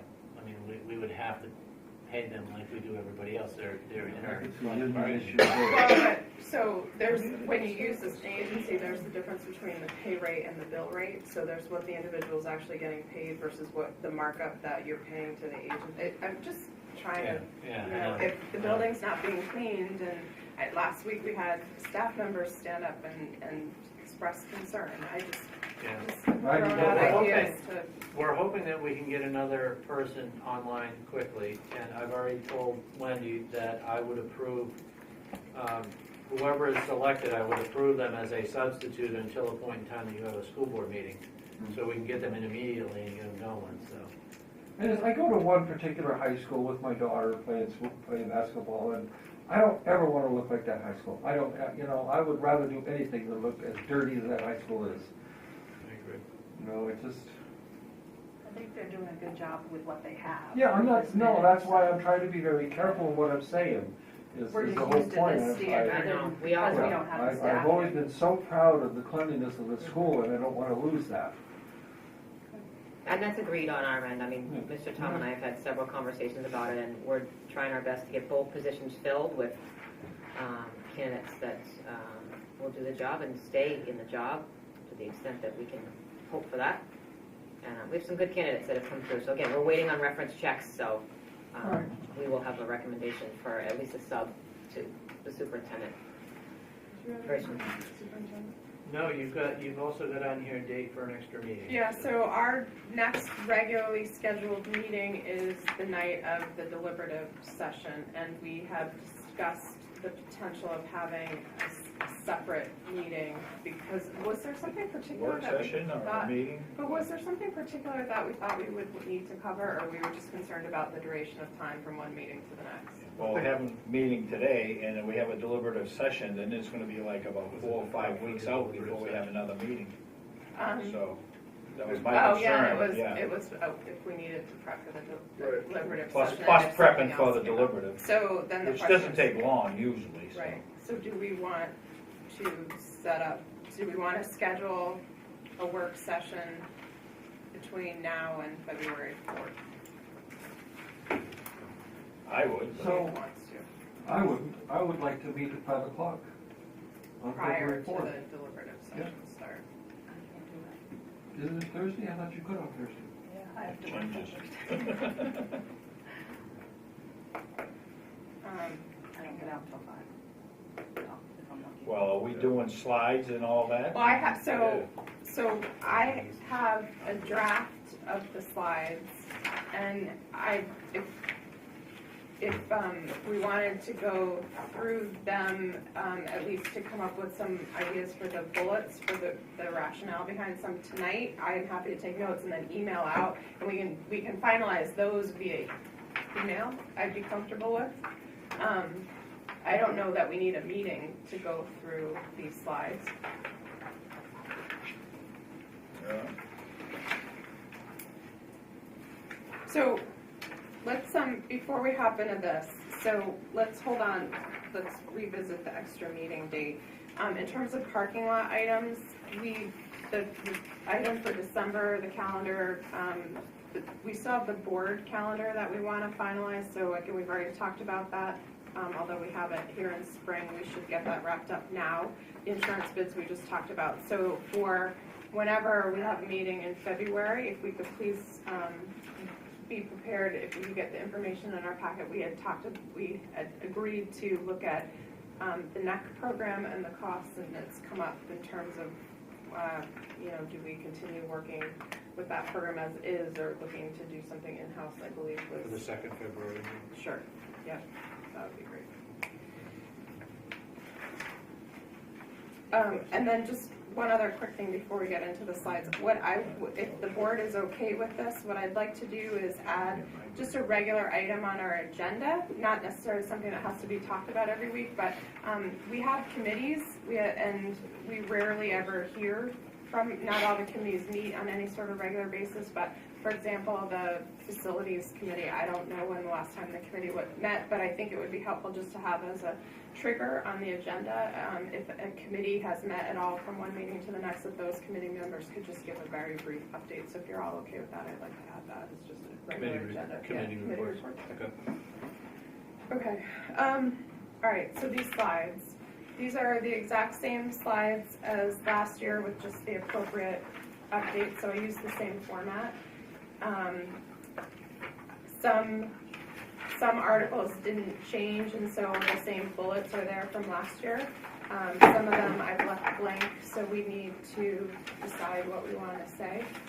And then there was something that I had folded and read just to make sure that we reviewed. So for example, the para vote was different.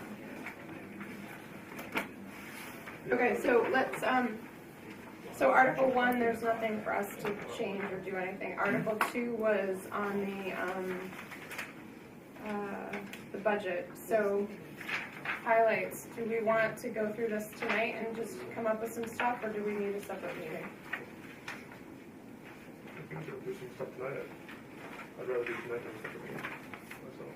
Okay, so thoughts for a couple bullets that we can use for highlights for this year's budget?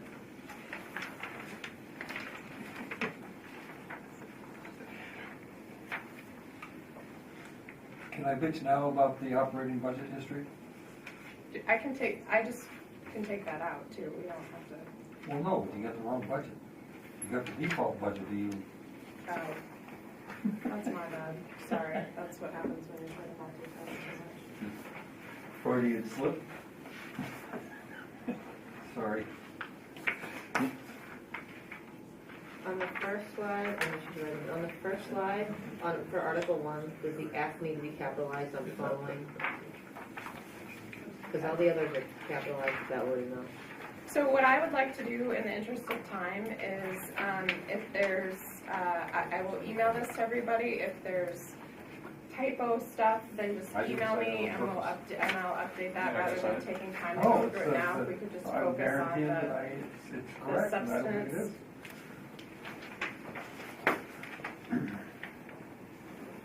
So highlights for the budget. Everyone going?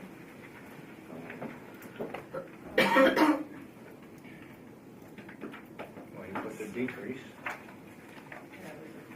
2%? Yeah. In the operating budget.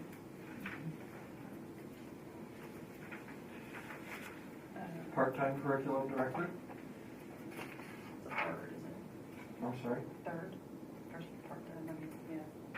The third is part-time? I just want that. At least something, I don't care how you say it, but No, we have a curriculum director in there.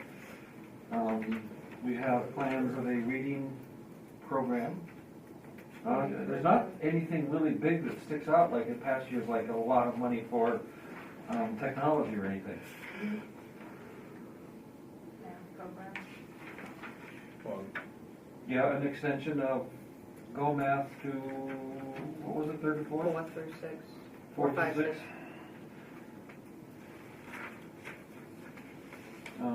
Wait, do we want to say why it's less than previous years? What is it about? What's the big reason for it being less? That's the changes. I'm sure everybody has a different idea, but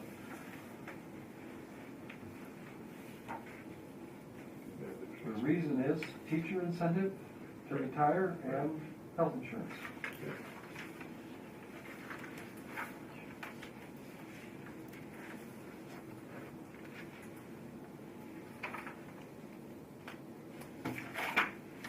Another big budget.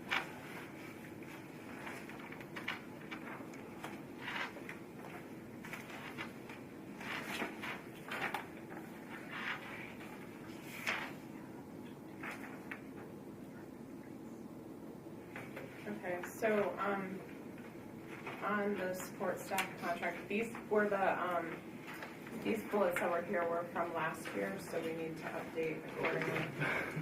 That's what I'm like, whoa. Do you have that, or do you want? No, I We need need to tell me what you want. Okay, I don't have the stuff with me, but I can do that. I mean, most of the stuff is similar. We just want highlights, so can we, I think you guys not, Increase is different. I think it's a 25-cent increase for our and all stuff. Scratch out secretary. Right. yeah, so I'm sorry, I didn't hear you mumbling. Well, I'm trying to mumble to him. 'cause Sorry, he was- yes, yeah, to, Sorry, yeah. the secretary removed that, secretary 2 eligibility requirement reduced. We'll do that. In the last 3, I guess, get rid of those. We could- Yeah, I just was looking, I just didn't delete this, so can you Yeah. just give me some, Only a 1-year contract, right? Yes, Yes. it's still 1-year contract, all that, first 4 bullets. Keep What that. was the final vote for the budget? Was it 4, budget committee, 4, 9? I just want to make sure we get that the correct. 6-5 one? Yeah. Yeah, like you said, scratch out the last 3, and then you'll come in with a couple of new ones. What do we want to say? Be able to give us flexibility to the kitchen staff. No. No, I don't think so. Right, well, There was a reduction in insurance, right? 'Cause they're on the same plan with a reduced subscription. Yeah. But I don't have the exact wording for that.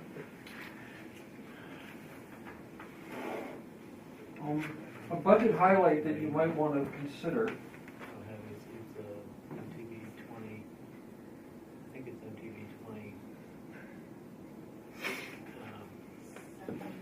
10,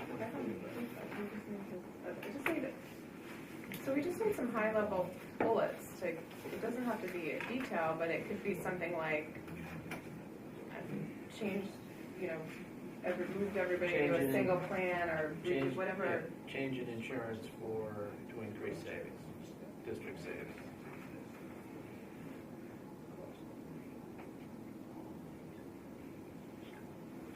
Okay, so I'm gonna need, this is not moving us forward. I'm gonna need some bullets. If somebody could get those to me tomorrow, that would be really helpful, because we've got to get this finalized. of all of them, or just, Well, so we need the support staff, we need the teacher contract.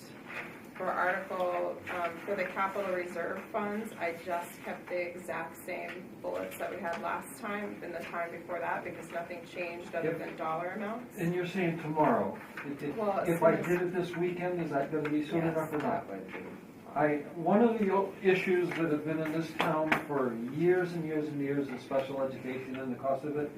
I don't know if you guys know, but in the 16-17 budget versus the 15-16 budget, there is $238,000 in savings, if you total it all up. That would interest a lot of people in this town. So our 16-17 budget, if you take regular ed, K through 8 special education, 9 through 12 special education, and add in the savings because we brought so many kids back into the district of transportation, it all totals to $238,000. Now, if you want an exact figure, I'll get it for you. No, but where would you want to? And in the budget, Budget In the highlight. budget? that's a budget highlight. So it would be, what, approximately, 238,000 is what I have. That's just a rough figure. approximately $238,000 in savings.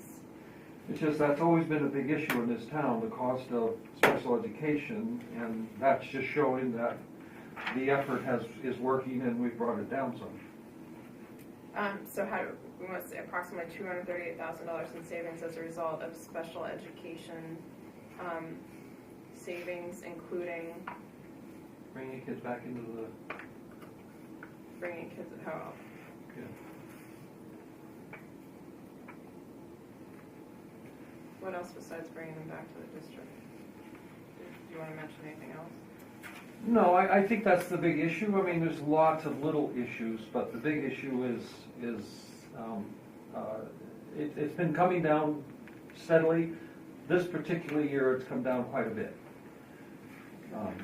And if you just looked at just the transportation and special education alone, that was quite a chunk because of not having kids out of district. That's one place you save a lot of money. So the reserve funds that we've had in the past, the bullets, I just kept the same and just adjusted dollar amounts. Oh, what I do need, Bob, is an updated figure for the potential school district liability with regard to the retirement benefit. You can get me that number. Because that was one, and I'm assuming we want to keep that as a bullet. Yeah, and somebody always asks. They already did, they asked at the budget committee. And then for Article 9, that was the matching grant fund, so we need some bullets for why we want that.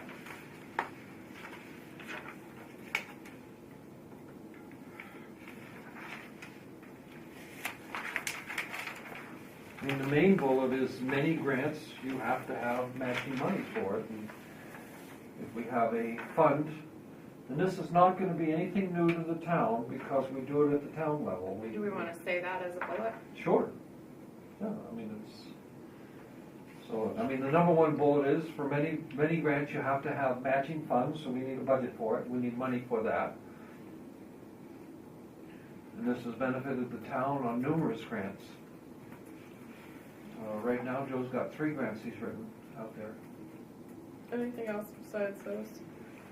You know, I can't think of any, I'm not in the grants, but I'll ask Joe and see if he has any answers. Do we have a reserve fund, a target we're shooting for that? No, we really haven't gotten that far along. But it doesn't have we to need to be get a it lot. seed money. What? I think we need to get it established first. I mean, we Yeah, set right. goals for the other ones after they had already been established, so this doesn't Yeah, even but get I don't think we're talking 100,000 or anything crazy like that. I think we have 30 or 40,000, it would be wonderful. Can you get me a few bullets for the benefits of the full-time curriculum director, please? Yep. And then I didn't, with the 2 petition warrants, I made a slide for them because we've done that in the past, but I had no intention of adding anything more to it, and I had no intention that somebody from this board would even present on those. I would let Hal know that those aren't our warrant articles, and whoever sponsored them can speak to them, that everybody's okay with that. So Hal wants to know how we're going to manage this. I thought we could do it as we have in the past. I'm happy to read the slides and talk to the bullets for each one of them, and then we've just, as things have come up, whoever was more informed has just taken the mic and spoke to it if questions come up. Is everybody okay with that? Yeah. Unless you want to assign, like you do this one. And We've done that in the past, but I think we know which ones we did anyway. the last 2 years, we've just kind of kept it. Been fine. I can read through the slides and then you can fill in as needed.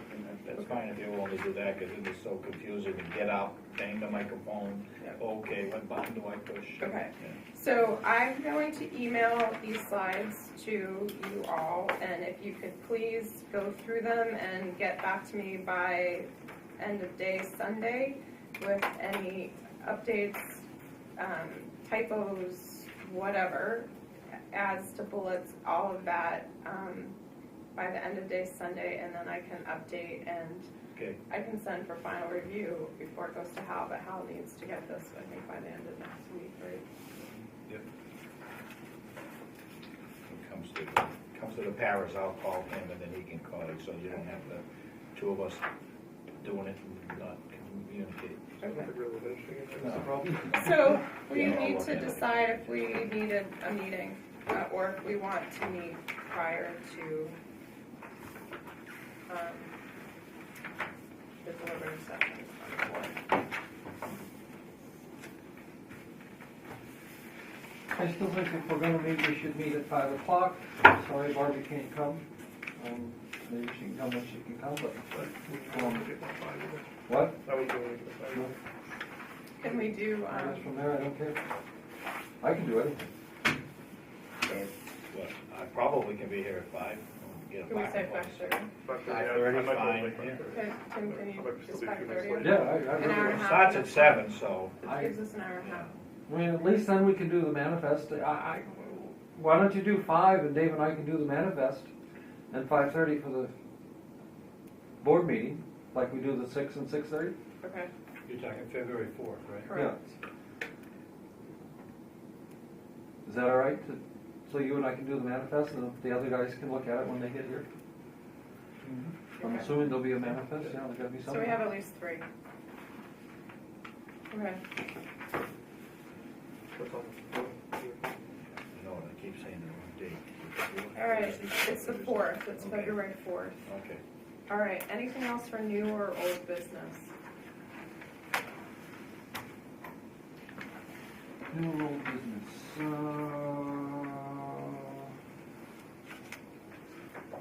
calendar fair, Cole Brown, I don't know why I wrote Cole Brown, nope, sorry. Okay, next meeting, Monday, the 25th, 6:15 is our joint board meeting at the SAU. February 4th is an important date. We just talked about meeting prior to the deliberative session. Then the deliberative session is here in the gym at 7 o'clock. The 18th of February at 6:30 is our next regular board meeting. February 22nd at 6:15 is our next joint board meeting. And then March 8th is a big day. Please get out and vote at the Parish Center at St. Joseph's Church anytime between 7 a.m. and 7 p.m. And please remember, members of the public, please bring your ID with you to the polling place because this is our first election where that law will be in effect. Okay, any closing public comments? Yes, ma'am. Sharon Ford, 10 Lower Camp Road, and teacher at this school. I know it's late. I'll try and be as brief as I can. I'm really concerned that a respected member of the school board is stating as fact and without data in the Suncoast Valley Sun, and I'm going to quote a piece of the article, that students in our kindergarten program are not any more prepared to go into first grade than those students who do not participate in kindergarten. The facts suggest otherwise. In fact, I pulled some data at 4:37 this morning after I saw this article last night. We have 45 first grade students currently. 11 of those students entered first grade this fall not having attended our kindergarten. 3 of those students that I know of, and again, this is rough data, did not attend any kindergarten at all. So, and we had 2 kindergartners that only came a partial part of our year last year. So for simplicity and for quick data, I'm going to take out the 2 kindergartners who did not attend full year kindergarten. So we had 3 that did not attend kindergarten, and we had 40 that did, were assuming attended some type of kindergarten. For what you saw earlier with the letter naming using the Ames Web data, letter naming, letter sound, nonsense word, and phoneme segmentation. For letter naming, 2 out of 3 of those children that did not attend kindergarten performed or scored below expectation for 66%. 16 out of 40 of the children that went to kindergarten scored below expectation at 40%. For letter sounds, 3 out of 3 non-kindergartners did, all 3 scored below expectation at 100%. 19 out of 40 scored below expectation for kindergartners at 48%. Nonsense words, 2 out of 3 scored below expectation, 66%. 15 out of 40 scored below expectation for 38%. And phoneme segmentation, 3 out of 3 scored below expectation at 100%. And 8 out of 40 scored below expectation at 20%. This gap could be even greater because this doesn't represent how much lower the non-kindergarten students were than their peers. I did not have the time to get that deep into the data. The data is available. This type of article, I think, goes against the collaborative process that is supposed to be between the board, the SAU, and the school.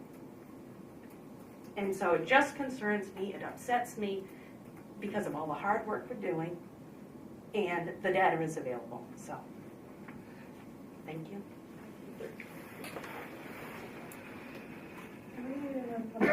Oh, Linda, did you want to say? No. not unless anybody wanted to see the grievance, and then you're more than welcome to stop by and get it. No, we don't. Okay, then can we get a motion to adjourn? Motion to adjourn. All those in favor? Aye. Aye.